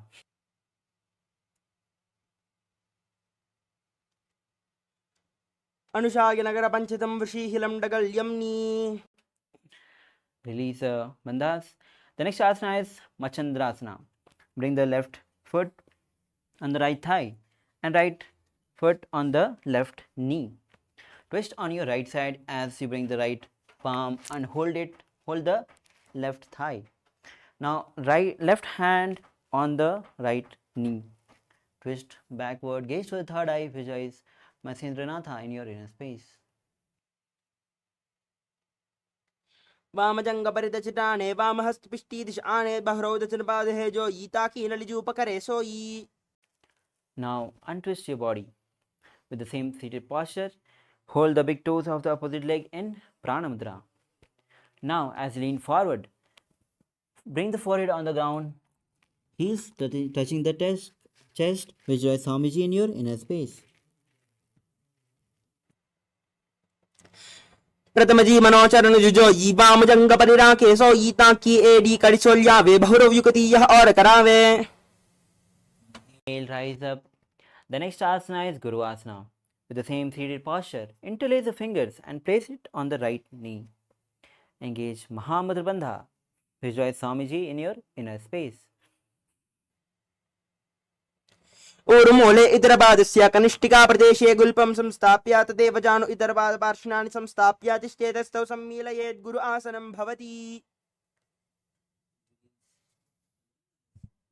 Now the next asana is Parshvasana. Now as you sit with the feet on the ground, knee on the chest, hold the opposite knees as your spine straight. Now gaze to the third eye and perform Kechari Mudra. Roll the tongue up at the roof of the mouth and visualize Swamiji in your inner space, performing Ujjayi Pranayama. पादतले भूमौ निधाय जानुनि उरसि निधाय विपरीतहस्ताभ्याम् ऊर्ध्वसहितजङ्गे निबध्ये तिष्ठेत् प्रशासनं भवति. Now the next asana is Bodha Shokasana. As with the same seated posture, rest the chin on the knees, gaze to the nose, roll the tongue up, roof of the mouth, Kechari Mudra, visualize your being in a adobe of bliss.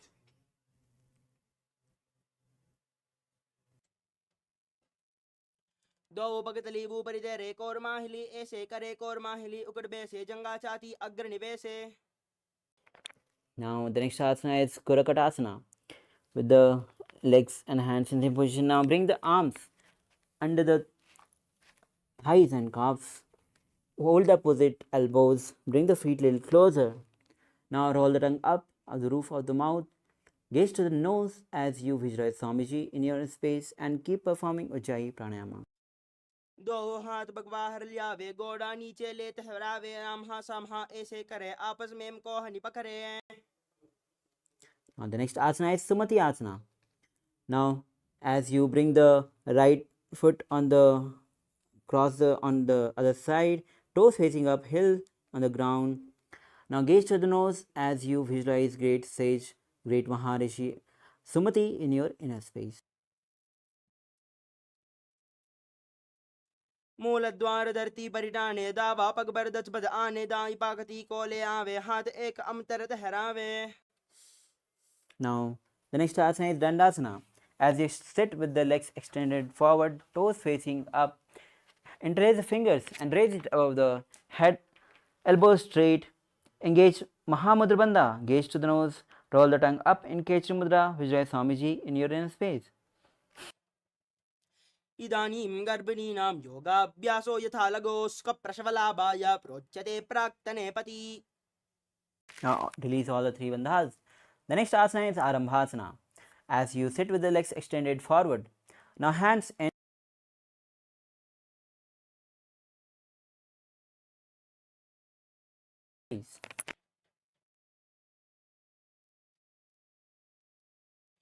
दो bug में लिवा पसारी पगा का अंगूठा पकड़ी लाट घोड़ा लगावे. slowly inhale and rise up. The next asana is Vidokasana.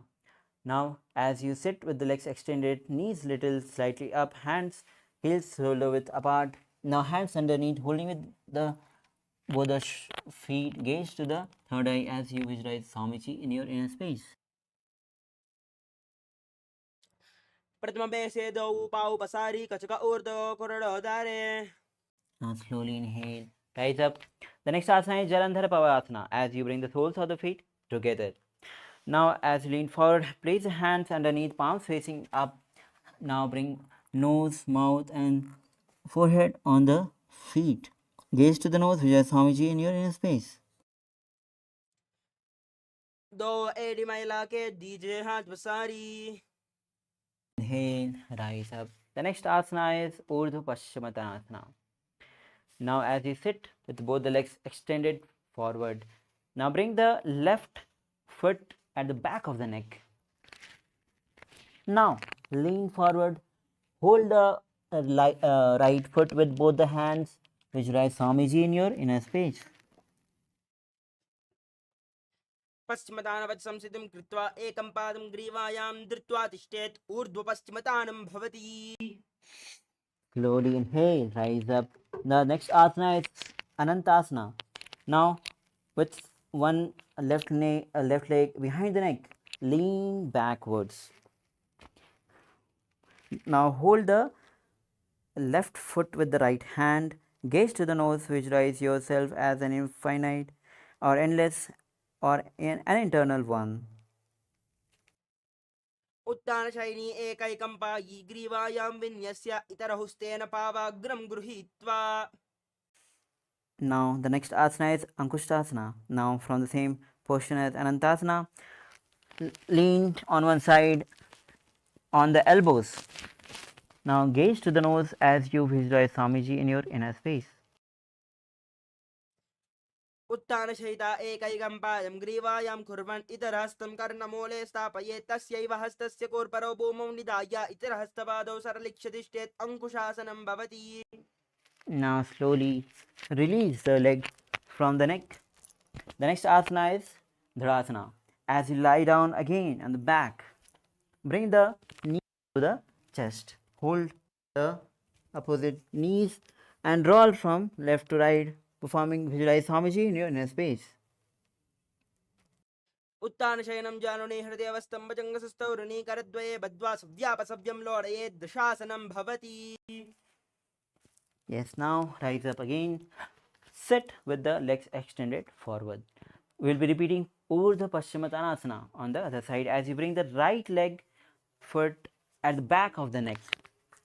Now as you lean forward, bring the head to the knees. Hold the left foot with both the hands, which is Swamiji in your inner space.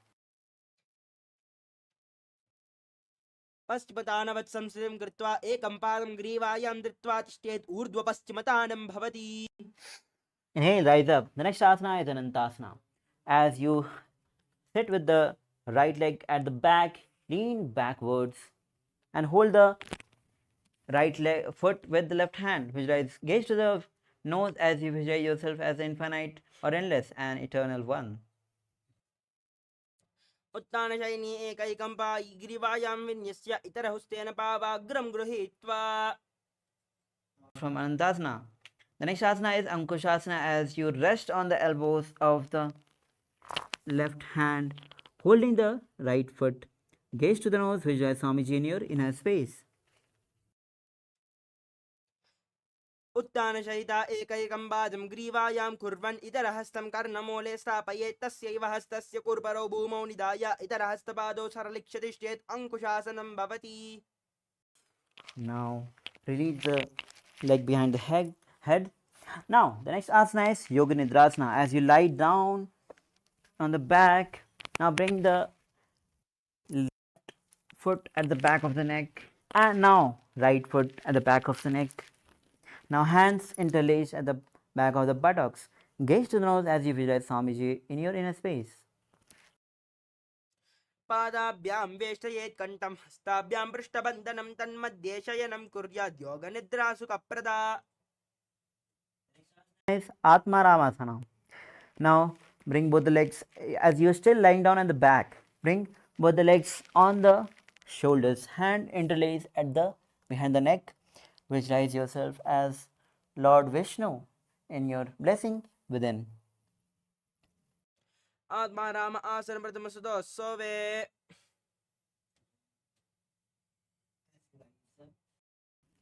And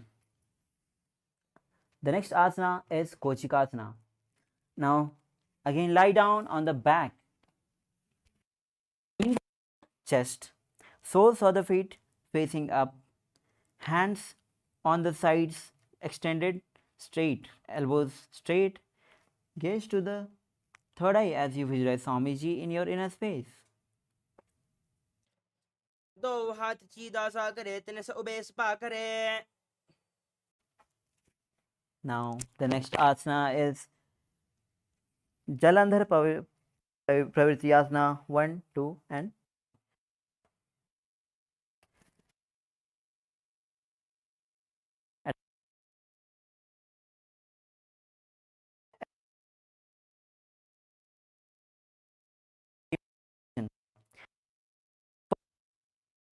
one, left knee on the sides bent and right leg extended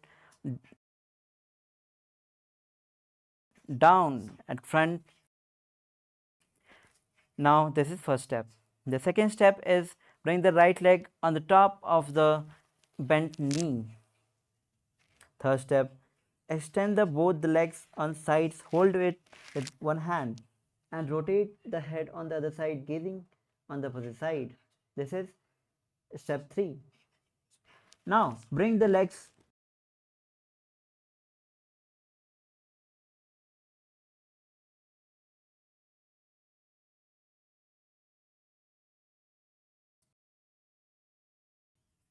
second step, bring the extended leg on the top of the bent knee. Third step, hold the big toe, extend the legs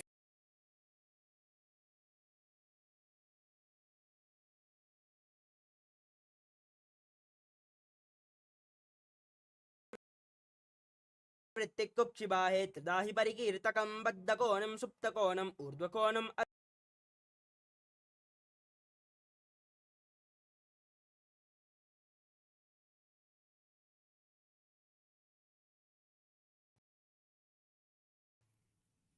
Now, as you lie down on the back,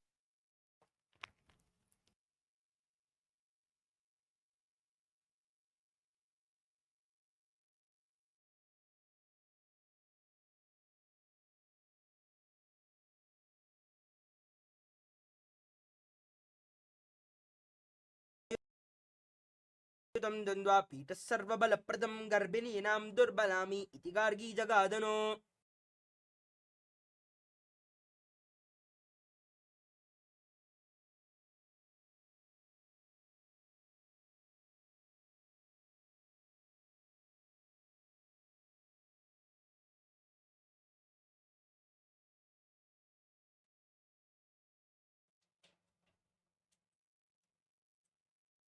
The next asana is Paryankasana. Now, with your feet flat, bring your arms over your shoulders with the fingers pointing towards your feet.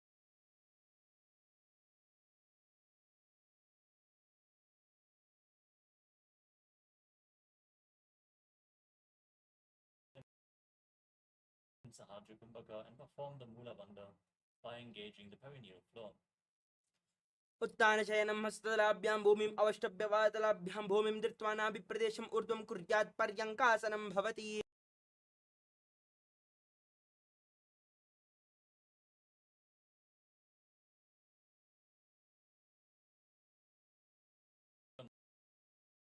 Motion. Visualize yourself as a dog faithfully rolling around its back. शवशरीरं संस्थाप्य जानुनी सम्मील्य नाभो आनीय हस्ताभ्यां कन्दरं बद्ध्वा भ्रामयेत्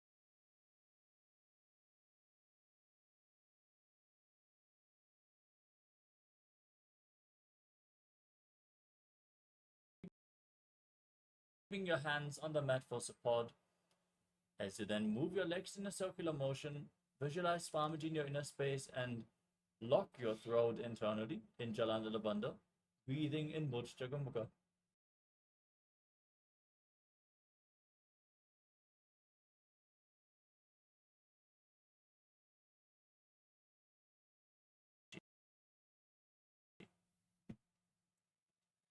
करणी विपरीताख्या सर्वाद्व्याधिनाशिनी नित्यम् अभ्यासयुक्तस्य जाठराज्ञैव वर्धने We move on to Langalasana.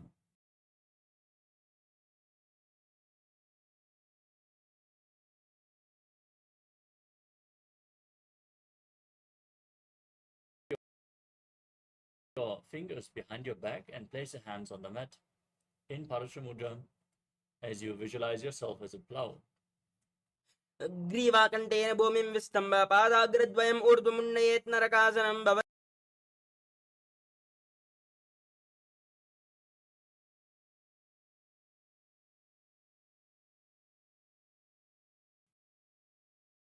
This is one of the 84 different asanas revealed directly by Lord Paramashiva himself.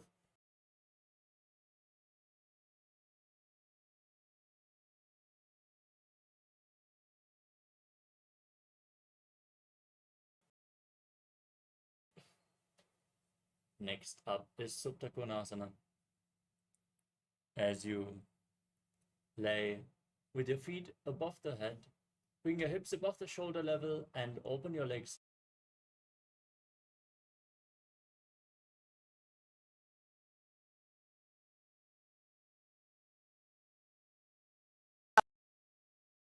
अपि च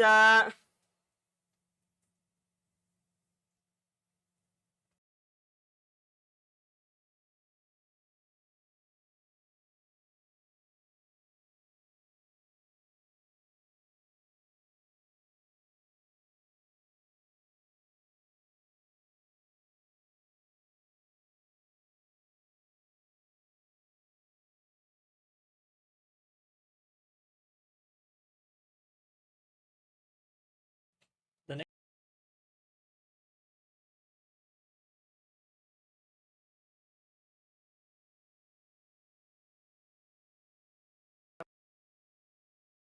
wheel in Chakrasana. ईशवादनस्तद्वौ पादौ गुर्यान्मस्तकदः परौ व्युत्क्रमेण ततः शीघ्रम् एतत्सर्वस्य साधनम् We move on to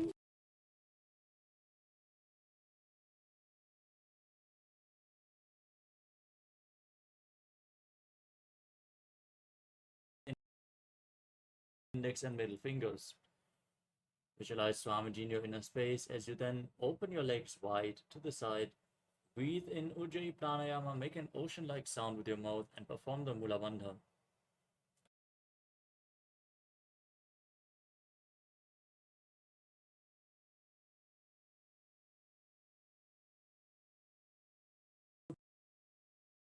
Paramgushtasanam as you visualize Swamiji.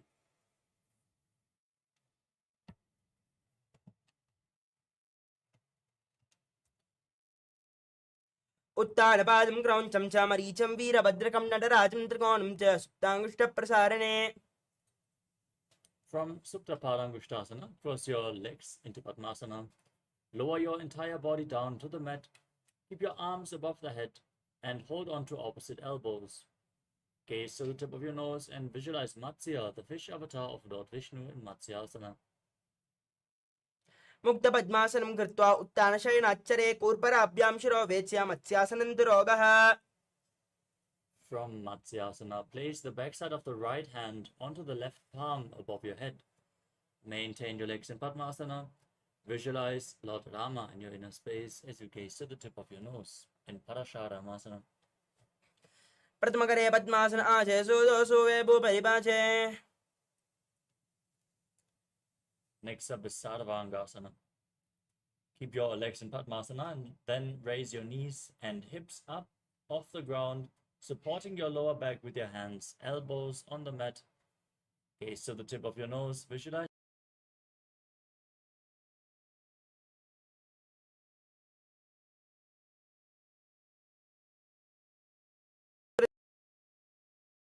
योगिनो निपुनो विद्याभिः पण्डितो यथा the next asana is Vrishchikasana. Now lay on your back and place one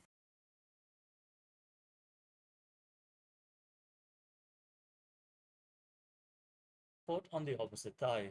Hold the opposite knee against your chest as you raise your arms above your head and hook the fingers forward, gazing to your third eye and visualizing yourself as a scorpion.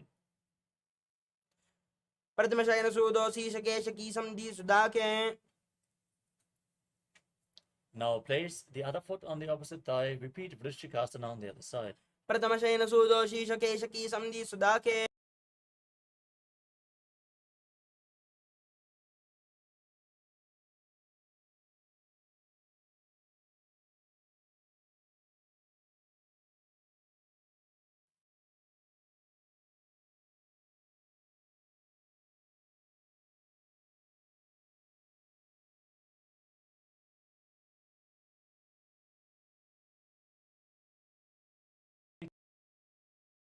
Through your nose in Sahadra Kumbhaka.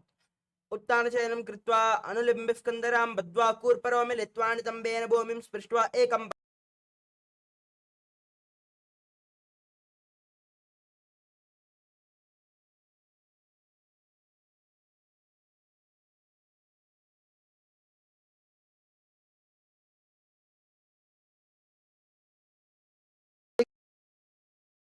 कृत्वा एकेन जानुद्वयमाकुञ्चे कर्णयोः संस्पृशेत् मरोत्थानं भवति।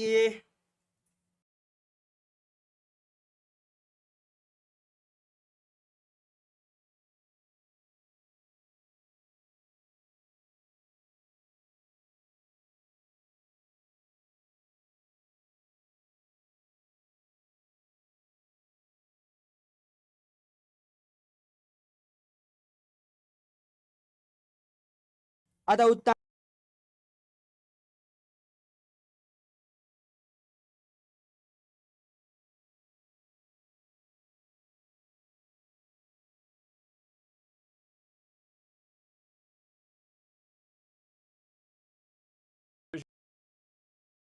Visualize Swamiji in your inner space finally and in a prone position on your stomach.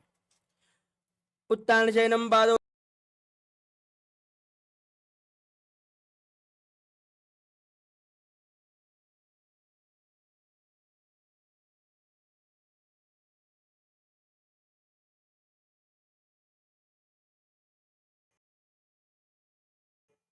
Making the sound of a flute as you visualize yourself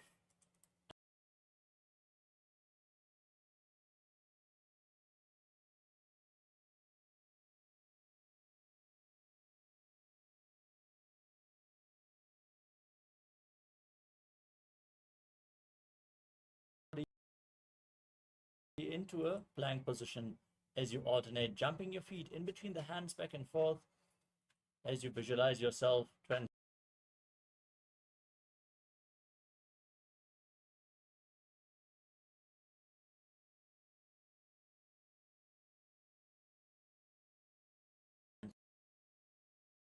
a standing position. Place your hands flat on the mat in front of you. Walk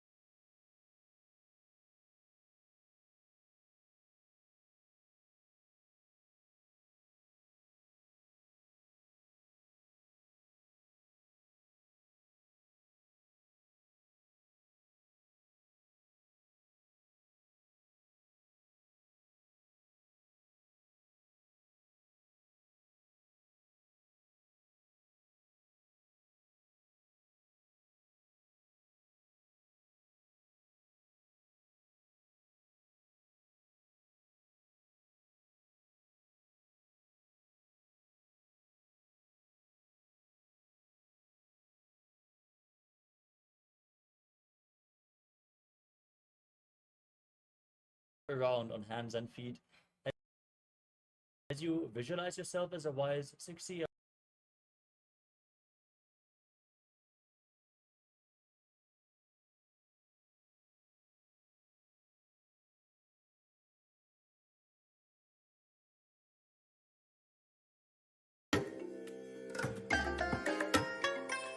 I bless you all.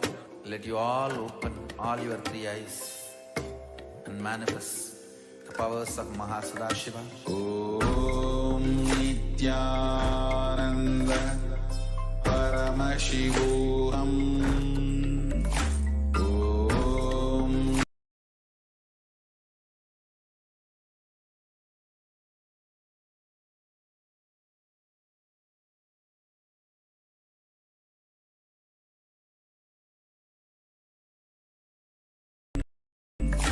Om Nithyananda Paramashivoham.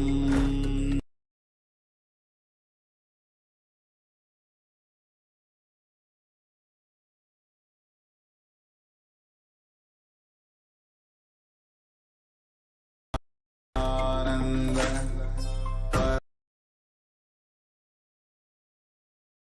Paramashivoham.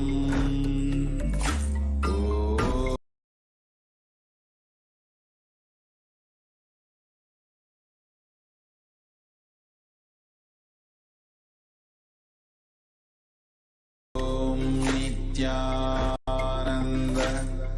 Paramashivoham. Om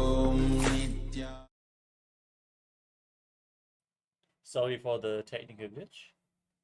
I hope we are visible and audible to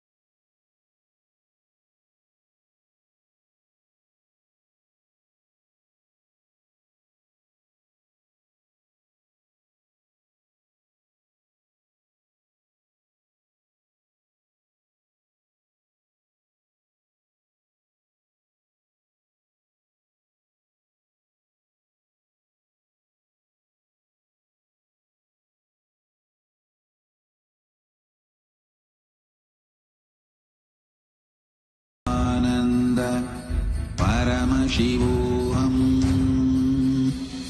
Om Nithyananda Paramashivoham. Om Nithyananda Paramashivoham. Om Nithyananda Paramashivoham. Om Nithyananda Paramashivoham. Om Nithyananda Paramashivoham. Om Nithyananda Paramashivoham.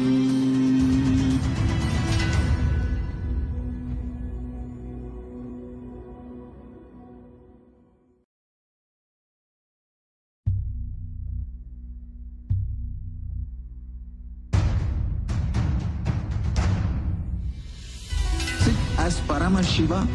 Inhale and exhale deeply with 25 heads and 75 eyes and 50 hands. Visualize, meditate, connect with him. He is a living, alive being. Drop your form into his form and dissolve. Remember, you are a Sarupya Mukta, means your form is dissolved into his form. All my disciples, now I am initiating Salokya Mukti, Samipya Mukti, Sarupya Mukti, Sayujya Mukti. Om Nithyananda Paramashivoham. Om Nithyananda Paramashivoham. Om Nithyananda Paramashivoham. Om Nithyananda Paramashivoham. Om Nithyananda Paramashivoham. Om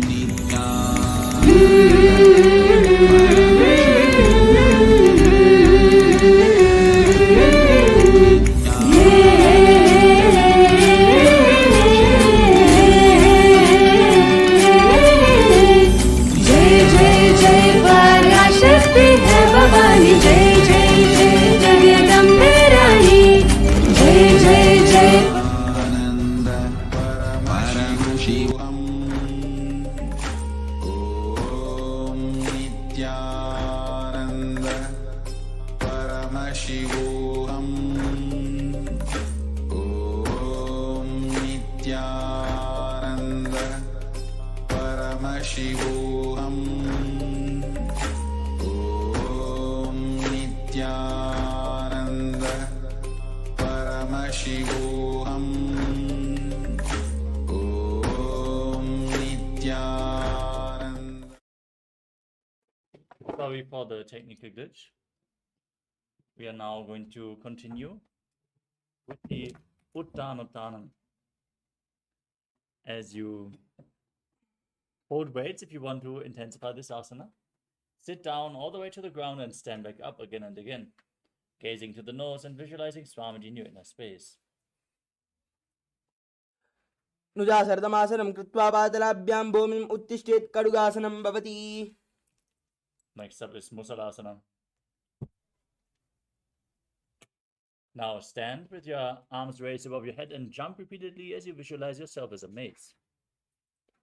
सरलं स्थित्वा ऊर्ध्वं बाहु नयेत्, वारं वारम् उड्डानं कृत्वा नयेत्, मुसलानं भवति. Next up is Utshirshakasana. Now hold one foot and pull it against your chest with both hands. Sit down and stand back up, repeating this movement on both sides again and again as you gaze to your nose and visualize Swamiji.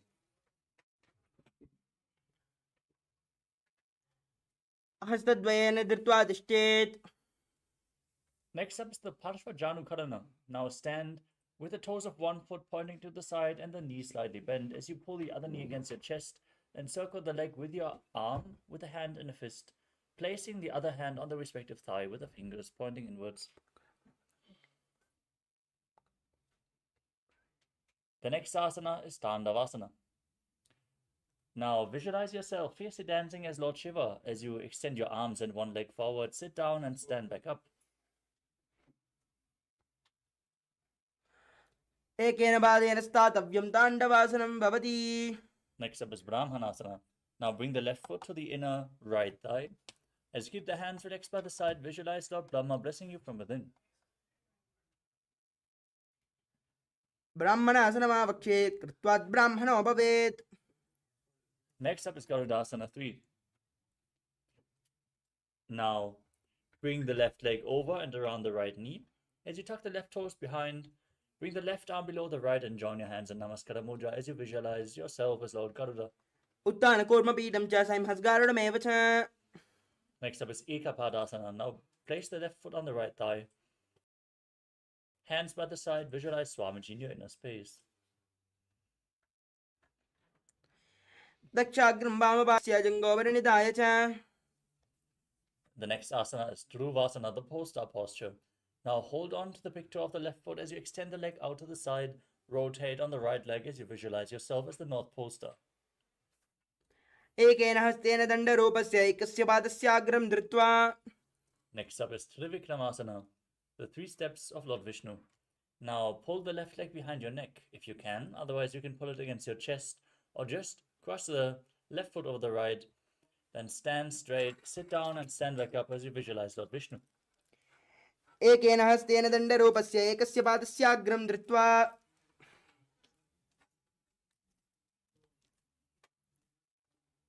Now repeat Parashvadhanukarana on the other side. Pull the right knee towards your chest. Left hand on the left thigh.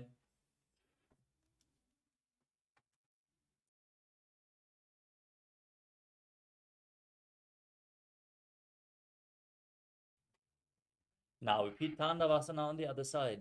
Extend the right leg forward, sit down and stand back up as you visualize yourself dancing as Lord Shiva. एकेन पादेन स्थातव्यं ताण्डवासनं भवति. Now repeat Brahmanasana. Place the right foot on the left thigh and visualize Lord Brahma blessing you from within. ब्राह्मणासनमावक्षेत् कृत्वात् ब्राह्मणो भवेत्. Next up is Garudasana 3. Now visualize yourself as Lord Garuda as you intertwine your arms and legs, hands in Namaskara Mudra. उत्थानकूर्मपीठं च संहस्गारुडमेव च. वातायनं गोमुखं च भारद्वाजं त्रिविक्रमम्. Now repeat Ekapadasana. Place the right foot on top of the left thigh, hands by the legs as you visualize Swamiji in your inner space. उत्थानकूर्मपीठं च संहस्गारुडमेव च. वातायनं गोमुखं च भारद्वाजं त्रिविक्रमम्. Now hold on to the right big toe and rotate on the left leg, visualizing yourself as the North Pole Star in Dhruvasana. एकेन हस्तेन दण्डरूपस्य एकस्य पादस्याग्रं धृत्वा. Now bring the right leg behind your neck, sit down and stand back up as you visualize Lord Vishnu in Trivikramasana. एकेन पादेन स्थातव्यं ताण्डवासनं भवति. Next up is Sammanakakarana. Stand straight on the mat in a relaxed posture. Hands by the side of your body, slightly extended away, with the fingers pointing one by one. Let us get ready to perform the final 100 asanas of the sequence, starting off with Gorak Anjali Asana. Now, squat down and bring your hands in between the legs as you lock your fingers in Parashamudra and then bring the finger lock to your navel. Visualize the great sage Goraknath, founder of the Natha Yoga Hindu Sampradaya, as you breathe in Jiva Chala Kumbhaka, inhaling all the way and then moving the prana throughout your body by the force of your will. प्रथमः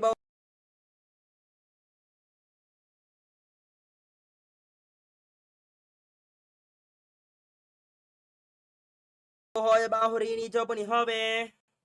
Next up is Kanchi Asana. From a squatting position, interlock your fingers behind the buttocks as you visualize Swamiji in your inner space. ओर्मध्यादस्थो निवेश्य नितम्बं धृत्वा पादलाभ्यां भूमिं धृत्वा उत्तिष्ठेत् कञ्चासनं भवति. Next up is Bhairo Asana. Now sit on the mat with the feet flat, heels close to the perineum.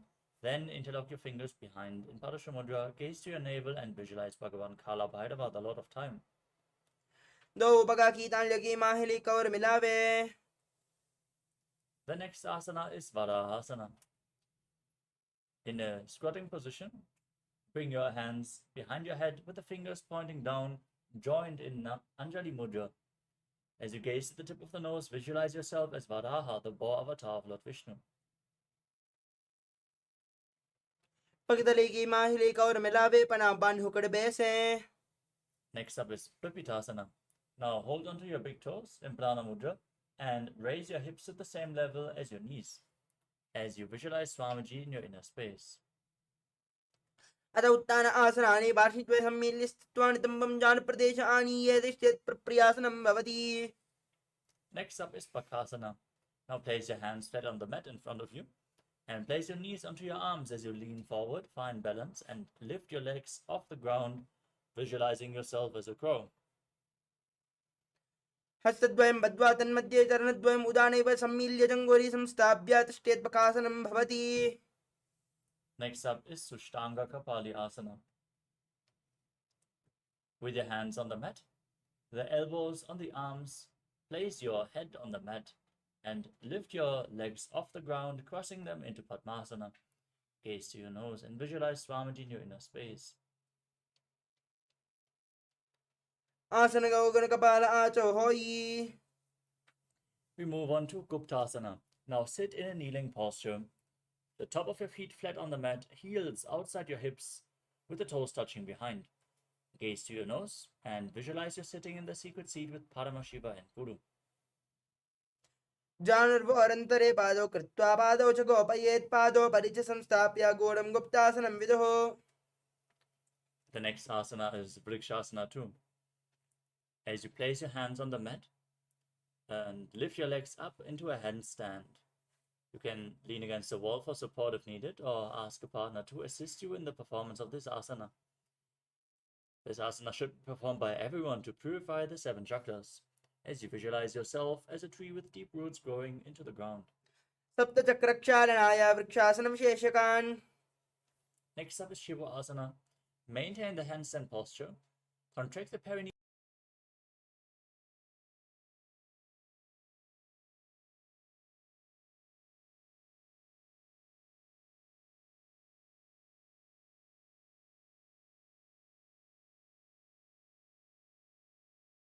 floor.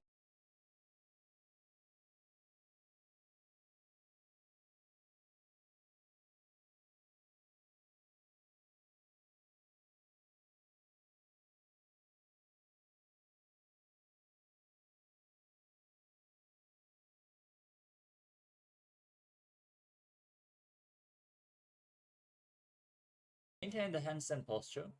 Contract the perineal floor. Push the kundalini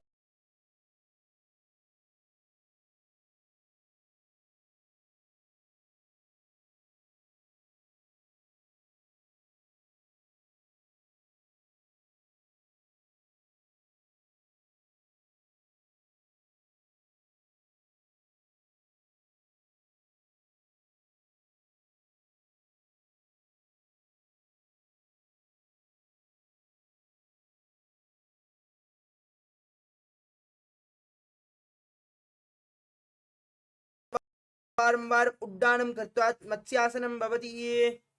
Next up is Sarpasana. Lay on your stomach, hands on the hips, and move your chest from left to right, visualizing and moving yourself like a snake. नब्जं शयनं कृत्वा हस्तौ As you gaze to your nose, visualize yourself as Vajra, the weapon of Indra. इदानीं गर्भिणीनां योगाभ्यासो यथा लगो. Next up is Meshasana. Now place your hands on the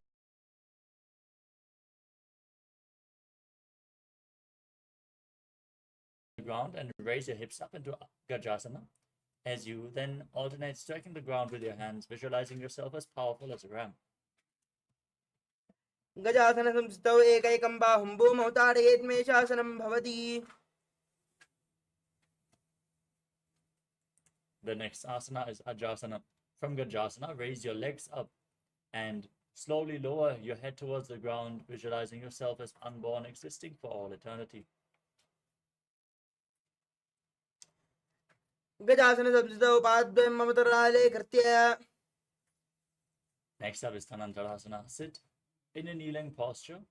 Hold onto the big toes, pull them close to the perineum as you then place your hands on your thighs. Gaze to your nose and visualize Swamiji in your inner space. पौरभवति परिभाता की गाकशीसोपनासरामोडी. Next up is the Angamottanam.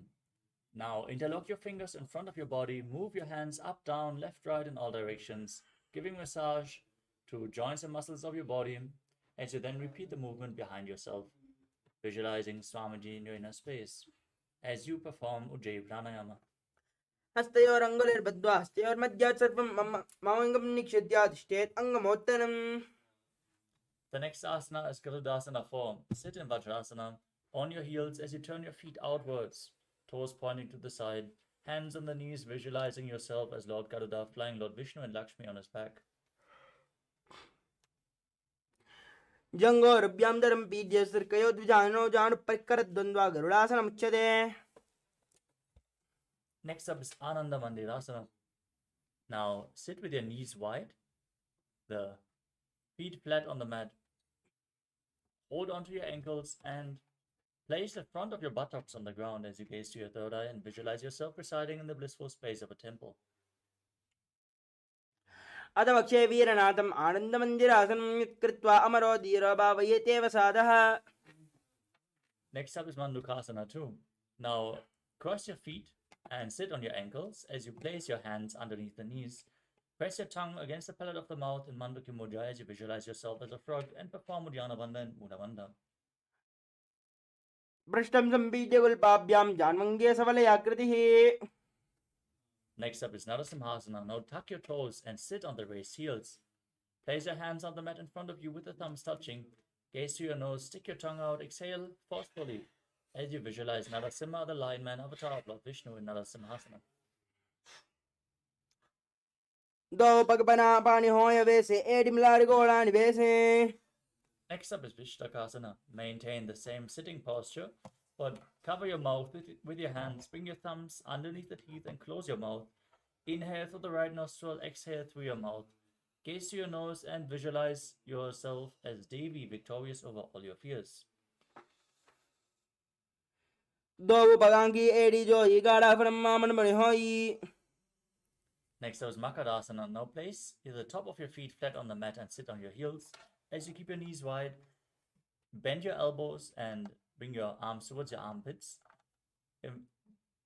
imitating a monkey stretching itself. As you gaze to your third eye and visualize yourself as a playful monkey. दो पगतले सम्राणे तिनके पृष्ठभूमि परिटाने.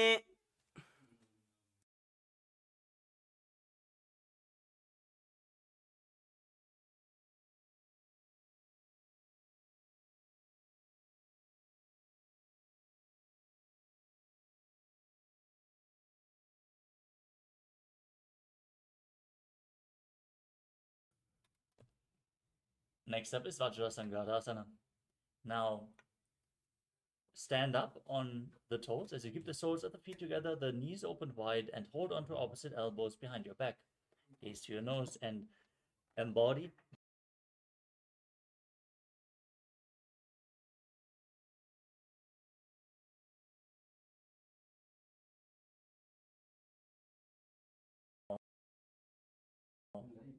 cross your feet behind your back and sit on your heels as you keep your hands flat on the mat beside you. Keep the palms on the ground, gaze to your nose and visualize perfect health.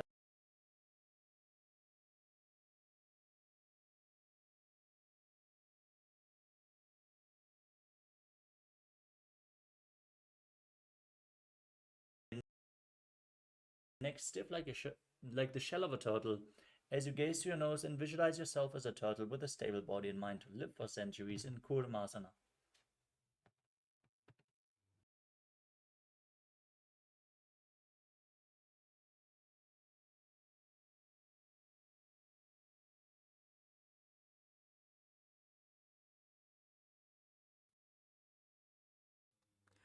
गूढं नियम्य गुल्बाभ्यां व्युत्क्रमेण समाहितः योगासनं भवेदेति इति योगविदो विदुः.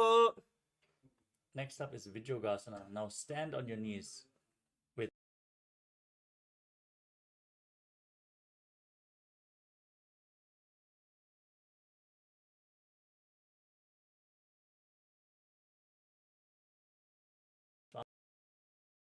Swamiji. गोड़ा मामनो भवो यी गोड़ा आधारा खेदो यी. Next up is Ushtrasana. Now sit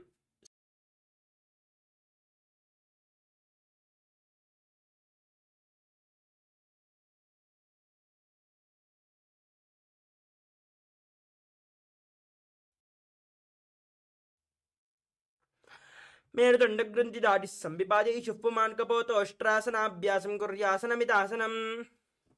Next up is Jatyasana 2.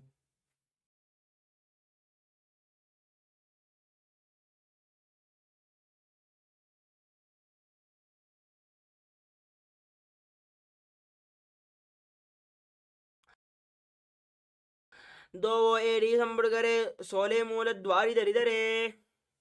Next up is Viratasana. As you hold onto your feet, lay down on your back.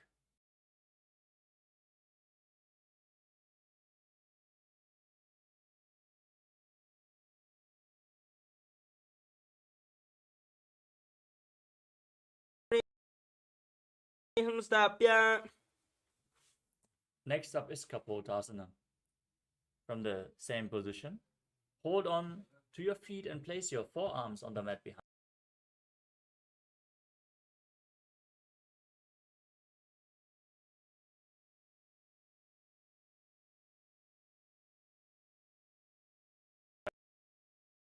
Rise back up, sit in a kneeling posture. The buttocks raised up as you hold on to opposite arms, gaze to your nose. In the boon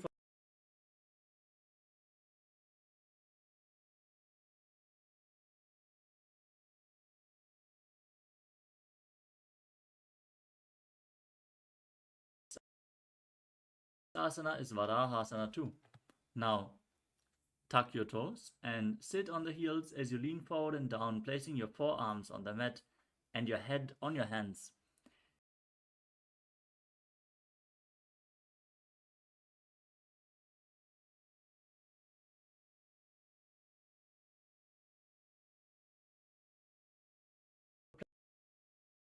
Place your forearms on the mat, shoulder width apart. Interlock your hands and then place your head on the mat, supporting it with your hands as you walk your feet forward, raise your hips and lift your legs up.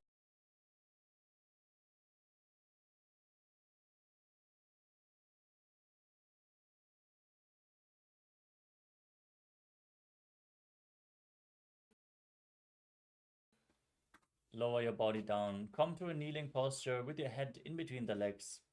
Hold onto your head and place your elbows outside the knees. As you inhale through the nose,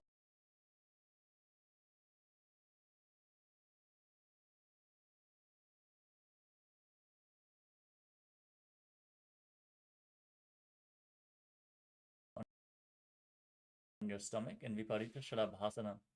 Hold on to weights if you want to intensify this asana as you straighten your arms out in front and raise your legs and your entire upper body and arms off the mat.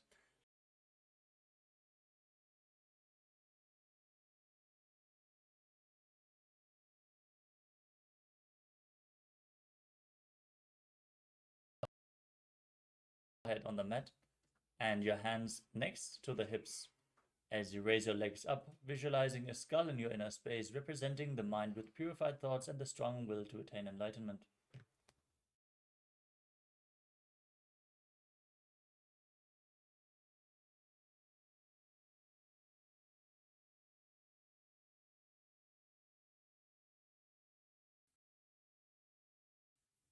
Next up is Akasha Kapotasana. Keep your hands by the side of the body and raise your hips up. Bring your feet over top of your head. Try to touch the ground in front of your head.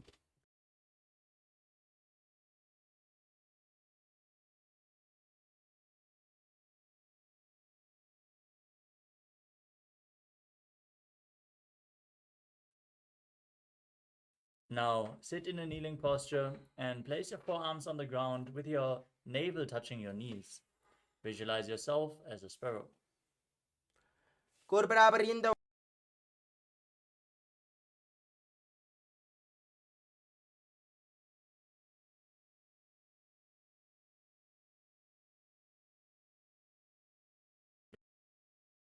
Asana 2.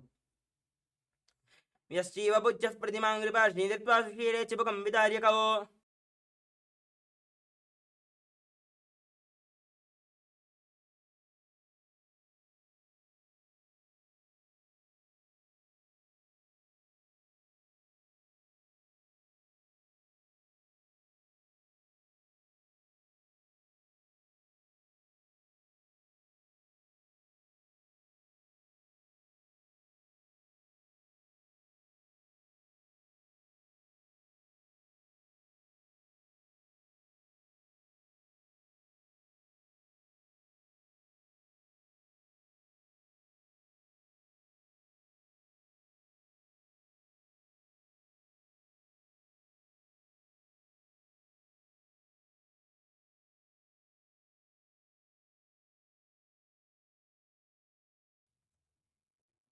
The next asana is Vrishasana. Now sit in a knee.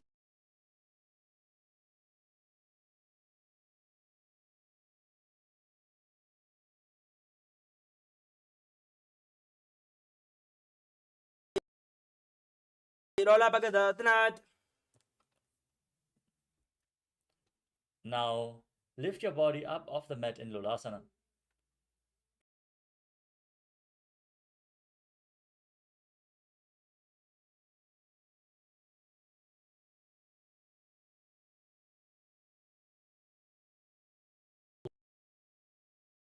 Yamyagulpe Padamole, Vamabage Padeteram Viparitam Sprishet Bhumim Vishasanamidam Bhavet. Next up is Balagunasana. Now tuck the left toes and sit on the left heel. Place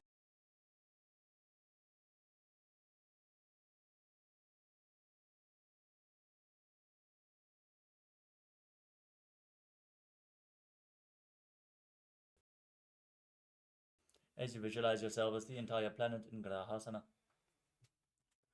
Patale Bhumo Samstapya, Janamadye Korparo Samstapya. Now repeat Balagunasana.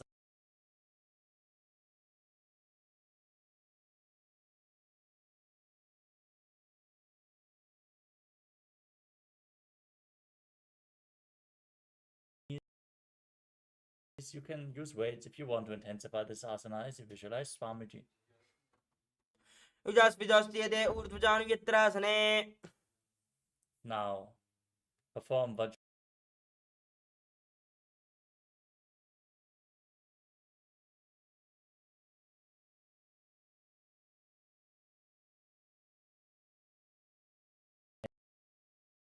Next up is Anilasana.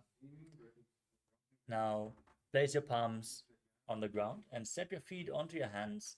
As you keep your arms straight, squat down and gaze to your nose. Visualize Swamiji and visualize you're able to live off of air alone.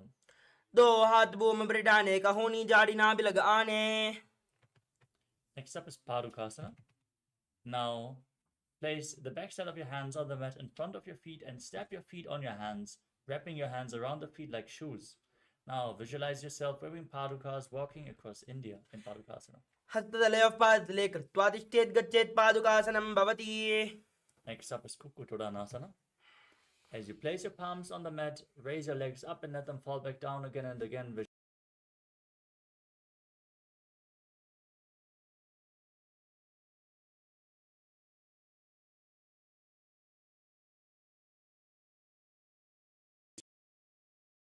Your legs up, dancing on two hands in an inverted posture as you feel yourself become free of all inhibitions.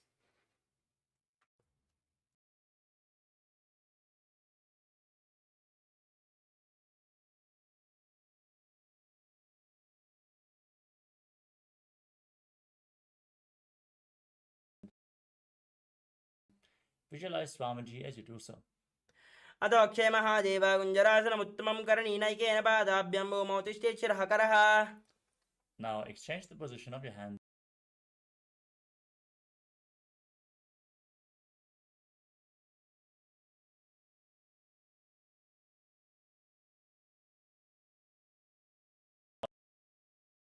Now sit down on the ground with the feet flat, hold your ankles, and then raise the feet off the mat as you visualize yourself as a kadamba tree, a pious tree that promotes a long life. पार्श्लिभ्यां भूमिम् आवष्टभ्यस्तद्वयेन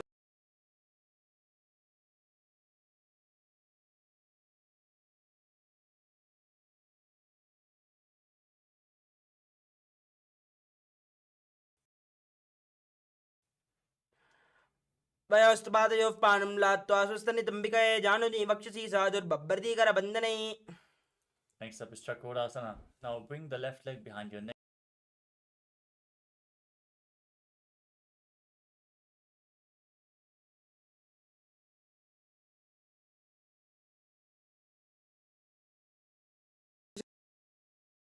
चलभुजङ्गमविवृश्चिकम्. Next up is Dhanurasana too. Now keep one leg extended, hold the big toes in Prana Mudra, and pull the left leg against your ear as you visualize.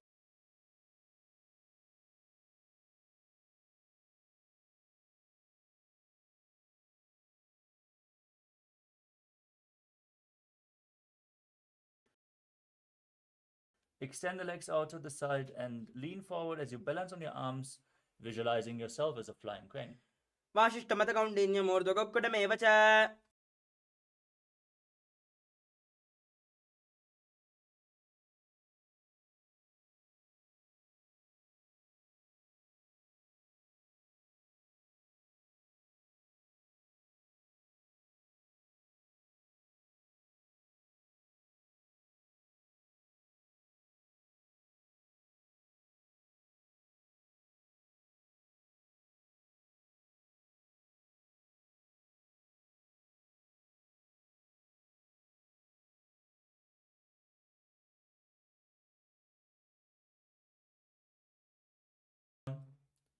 The next asana is Pranasana.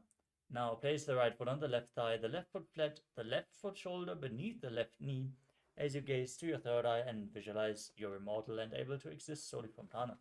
एतत् प्रभेदं वक्ष्यामि करोति यस्य चामरः.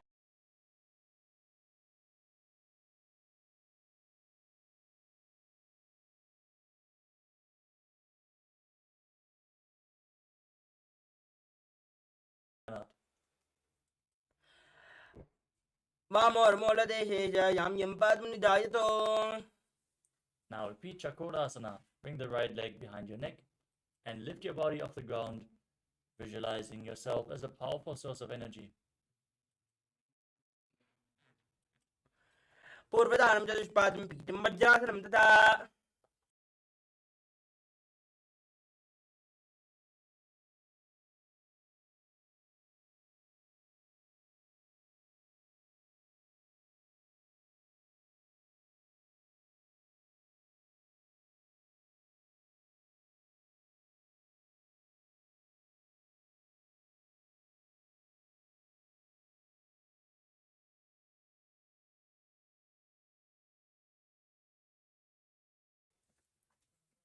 Now repeat Pranasana on the other side. Place the left foot on the right thigh, the right shoulder beneath the right knee as you gaze to your third eye and visualize you can eternally exist on prana.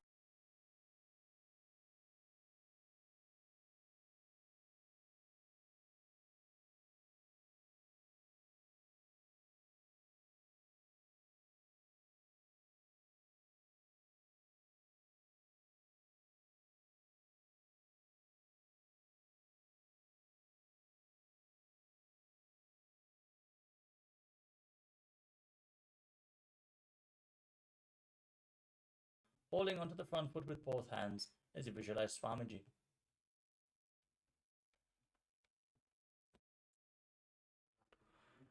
एकं पादं प्रसारय एकं पादस्य पार्श्वे Ashwini.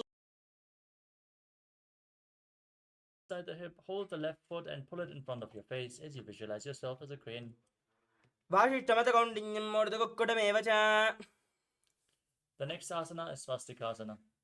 Now sit with your feet in between the calves and thighs as you gaze to your nose. Keep your hands on the knees and embody peace, well-being, and good fortune as you visualize a swastika.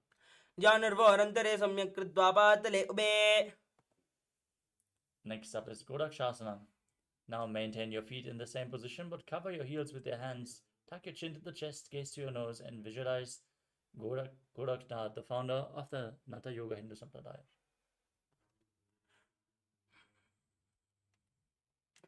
Janurvarantare Bada Uttano Victor Samstao. Next up is Bhagasana 2. Now press the perineum with the left heel as you place the right heel on the left thigh. Gaze to your third eye, visualize Swamiji, meditate on the enlightened one. As you enter Shanmukhi Mudra, close your mouth with ring and little fingers, the nostrils with the middle fingers, the eyes with the index fingers, and the ears with the thumbs. Mama Parshakuram Samstapya. Next up is Yogasana 2. Now place your feet onto opposite knees, keep your hands on the side of your body with the palms facing up. Gaze to your nose and visualize Swamiji in your inner space as you breathe in Kakachandra Kumbhaka with a rolled up tongue, inhaling through the rolled up tongue. Uddano Charano Kritva Samstapya Parijano. Next up is Urdhva Kukkutasana. Now rotate your hands at the side, place the palms down and lift your body up off the mat as you visualize yourself as a rooster. Vashitamadakaundinyam or Jagokkodamevacha. Next up is Siddha Haratali Asana. As you sit in Padmasana, bring your hands between the legs, place them on the mat without lifting your body up. Stay seated on the mat. Gaze to your nose and visualize Swamiji in your inner space. Prathama Padmasana Gokare Hastado Goda Sandidare. Next up is Hamsasana. Now push your hands into the mat, lift your body up in Padmasana as you gaze to the nose and visualize yourself as an elegant swan. Kukkurasana Stitva Skandaparyandam Oruninitva. Next up is Karmukasana. From Padmasana, push your hands in between the legs. Bring the hands behind your body, interlocked in Padasha Mudra, as you place your forehead on the mat and visualize yourself as Paramashiva's bow. Prathama Padmasana Gokare Goda Sandimahi Karidare. Next up is Kurmasana 2. Now, bring your hands in between the legs, bend your elbows, and hold onto your shoulders as you visualize yourself as a turtle with a stable body and mind to live for centuries. Bami Jangabar Dakshina Bhava Dahi Jangabar Bamilyava. Next up is Granthi Bhedasana. From the same posture, tuck your chin to the chest in Jalandhara Bandha, gaze to your nose and rejoice knowing you're sitting in Shiva's secret knot posture. Adavaksheni Lakandagaranti Vedasanam Shubham. Now roll onto your back from the same position. Keep holding on to the shoulders as you gaze to your nose and embody a turtle laying on its back in Uttana Kurmasana. Kukkudasanam Dastam Karabhyam Daragandaram. Next up is Pango Kukkutasana. Sit in Padmasana, place both hands in between the legs, one palm down on the mat, holding its wrist with the other hand as you lift your body up. Visualize yourself as a rooster. Kukkurasana Stitva Ekena Hastena Anyasya. Now place the other hand on the mat. Repeat Pango Kukkutasana on the other side. Kukkurasana Stitvam Ekena Hastena Anyasya. Next up is Gridasana. In Padmasana, place your elbows on the toes, interlock the fingers, and place your chin on the hands as you press your thumbs against the throat. Visualize you have gone beyond all greed and covetous. Kukkurasana Stitva Skandaparyandam Oruninitva. Next up is Padmasana 3. Now, sit in Padmasana. Keep one hand over the other with the palms facing up in your lap. As you gaze to your nose, engage all three bandhas and visualize Swamiji. Uttano Charano Vidaya Vidivat Shaktirastau Yogirat. Now, keep your hands on the knees in Padmasana 4 as you gaze to your nose and visualize Paramashiva in your inner space performing the Mula Bandha. Etat Padmasanam Kuryat Pranavai Prasiddhaye. Next up is Karmukasana 2. Keep one hand on the knee, hook the other hand around the big toe in Prana Mudra. Move the big toe round and round in circular motion as you visualize yourself as Pinaka, Lord Shiva's bow. Then repeat the movement on the other side.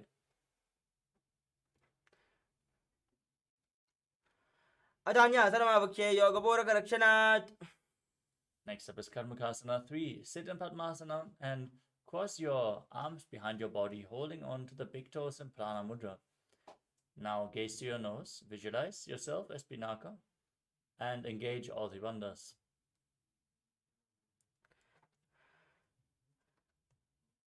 कर्मकासनमाक्षित्य उदरे पूरयेत् सुखम्.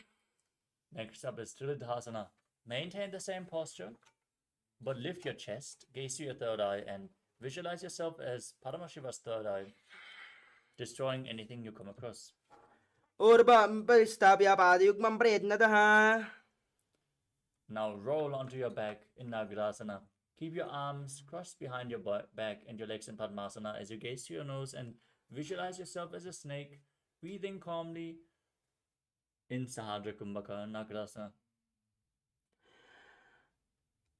प्रथम पद्मासन कोटाने दो हाथ बाचाने आने. Next up is Kandukasana. You can free your arms and legs now. Pull your knees against your chest and circle them with your hands locked in Parashamudra as you squeeze your body into a ball. Breathe in Sahadra Kumbhaka. वेतरासने स्थित्वा स्तपादान् निक्षम्य. Now straighten. Place your feet on the mat and interlock your fingers behind your head. In Urdhva Pavanasana as you gaze to your nose and visualize Swamiji.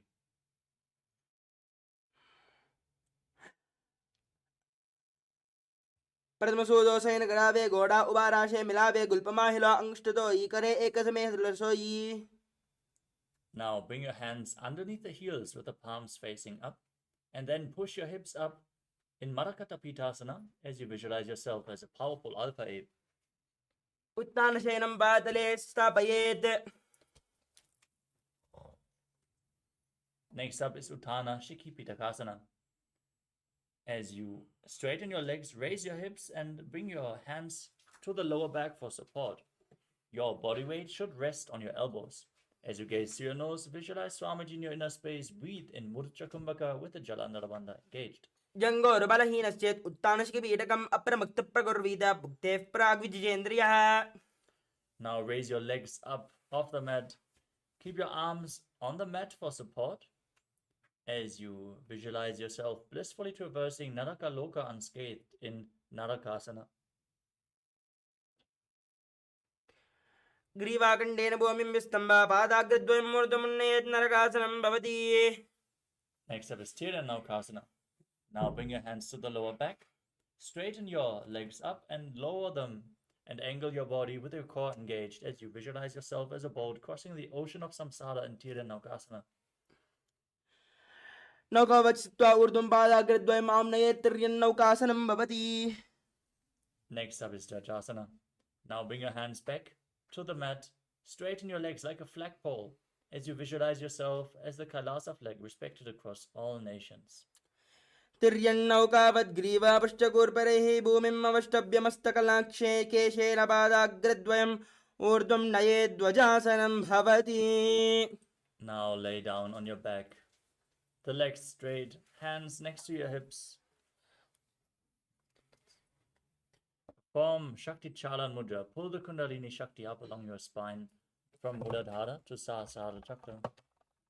As you visualize your body is dead and Swamiji, the Supreme Pontiff of Hinduism, is liberating you in Vritasana. Internally chant Om Nithyananda Paramashivoham. उत्तानं शववद्भूमौ शयनं दोषवासनं शवासनं श्रमहरं चित्तविश्रान्तिकारणम्.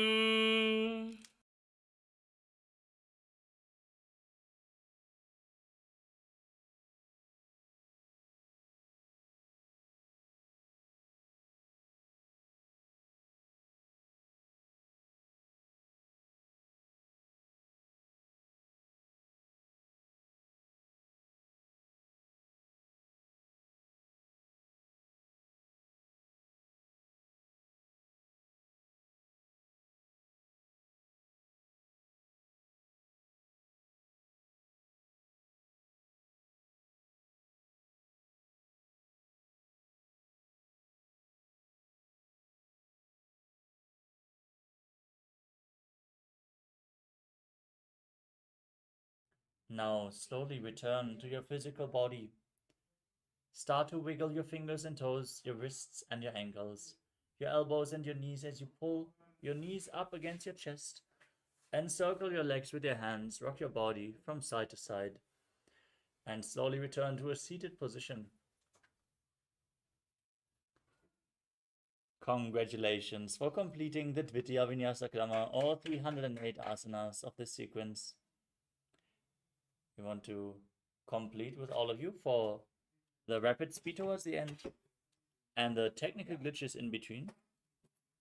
Let us now move on to the power manifestation session. Manifest the Shaktis of Paramashiva, and let us conclude today's Nithyananda Yoga session as we all sit straight with the head, neck, and spine in a straight line, hands in Namaskara Mudra in front of the heart center.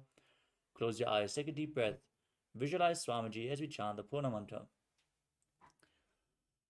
Om Purnamadav Purnamidam Purnat Purnamudachyate Purnasya Purnamadaya Purnamevavashishyate. Om Shanti Shanti Shanti Hari Om Tatsat. Sarvam Bhagavat Shri Nithyananda Paramashiva Padukar Panamastu. Om Nithyanandam. Thank you all, Nithyanandam.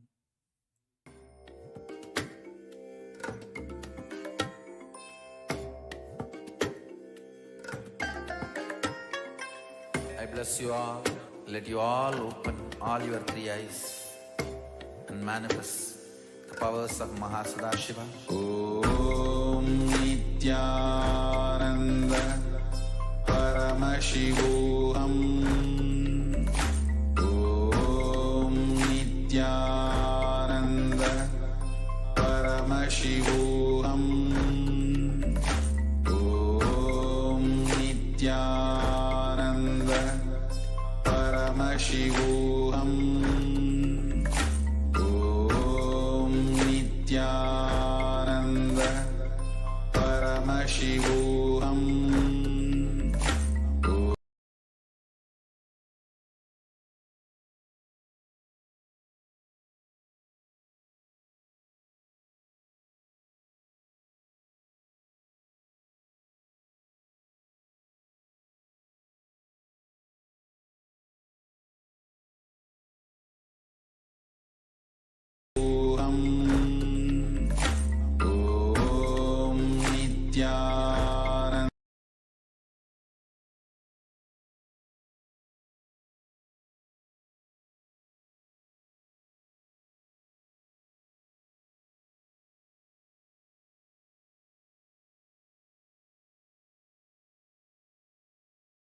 Om Nithyananda Paramashivoham. Om Nithyananda Paramashivoham.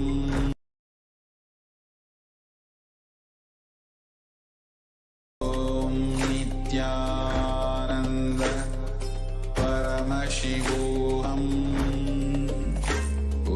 Om Nithyananda Paramashivoham.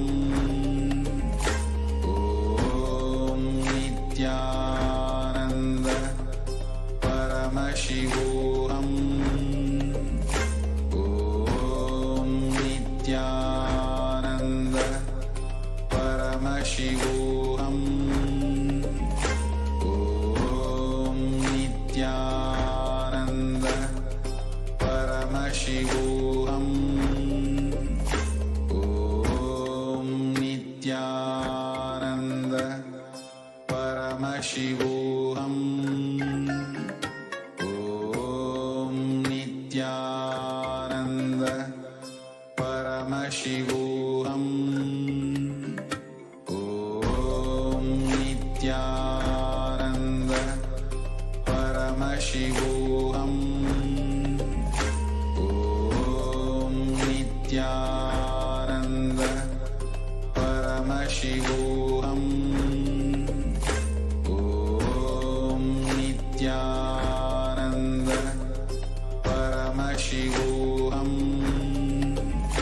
Om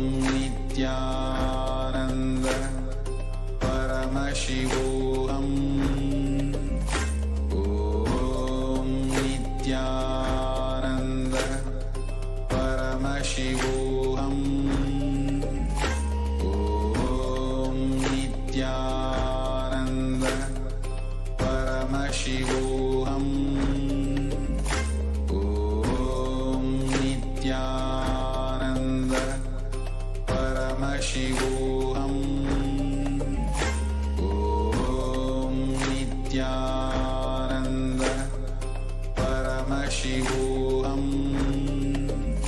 Om Nithyananda Paramashivoham. Om Nithyananda Paramashivoham. Om Nithyananda Paramashivoham. Om Nithyananda Paramashivoham. Om Nithyananda Paramashivoham.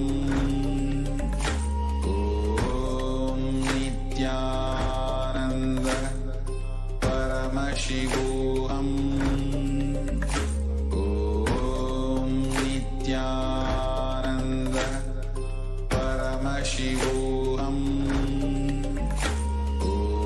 Om Nithyananda Paramashivoham. Om Nithyananda Paramashivoham.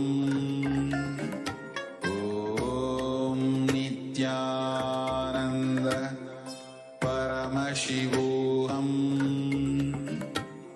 Om Nithyananda Paramashivoham. Om Nithyananda Paramashivoham.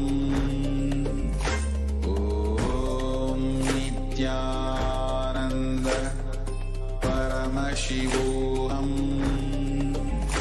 Om Nithyananda Paramashivoham. Om Nithyananda Paramashivoham. Nithyanandam, welcoming all the Paramashivoham participants after this wonderful session of the Dvitiya Vinyasa Krama, the Nithyananda Yoga. Let's now get ready to manifest the powers of Paramashiva with that same beautiful space that we experienced in the Nithyananda Yoga. Let's get ready. Please settle down.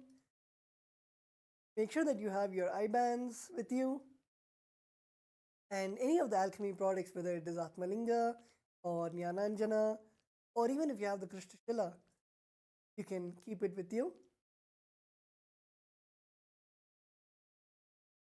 We'll now be beginning the power of third eye reading, and today we'll be seeing the pictures.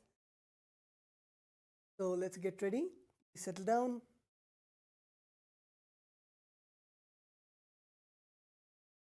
Make sure you sit and you're seated in a comfortable position in Sukhasana, Vajrasana, Padmasana.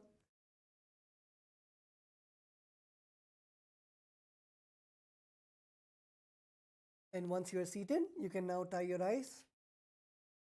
Make sure that there is no light which enters your eyes. Sit with your head, neck and spine in a straight line. Visualize Swamiji in your third eye. Intensely chant the Mahavakya, Om Nithyananda Paramashivoham, and ask Swamiji what is revealed through the third eye. Let's now begin the round 1 of the manifestation.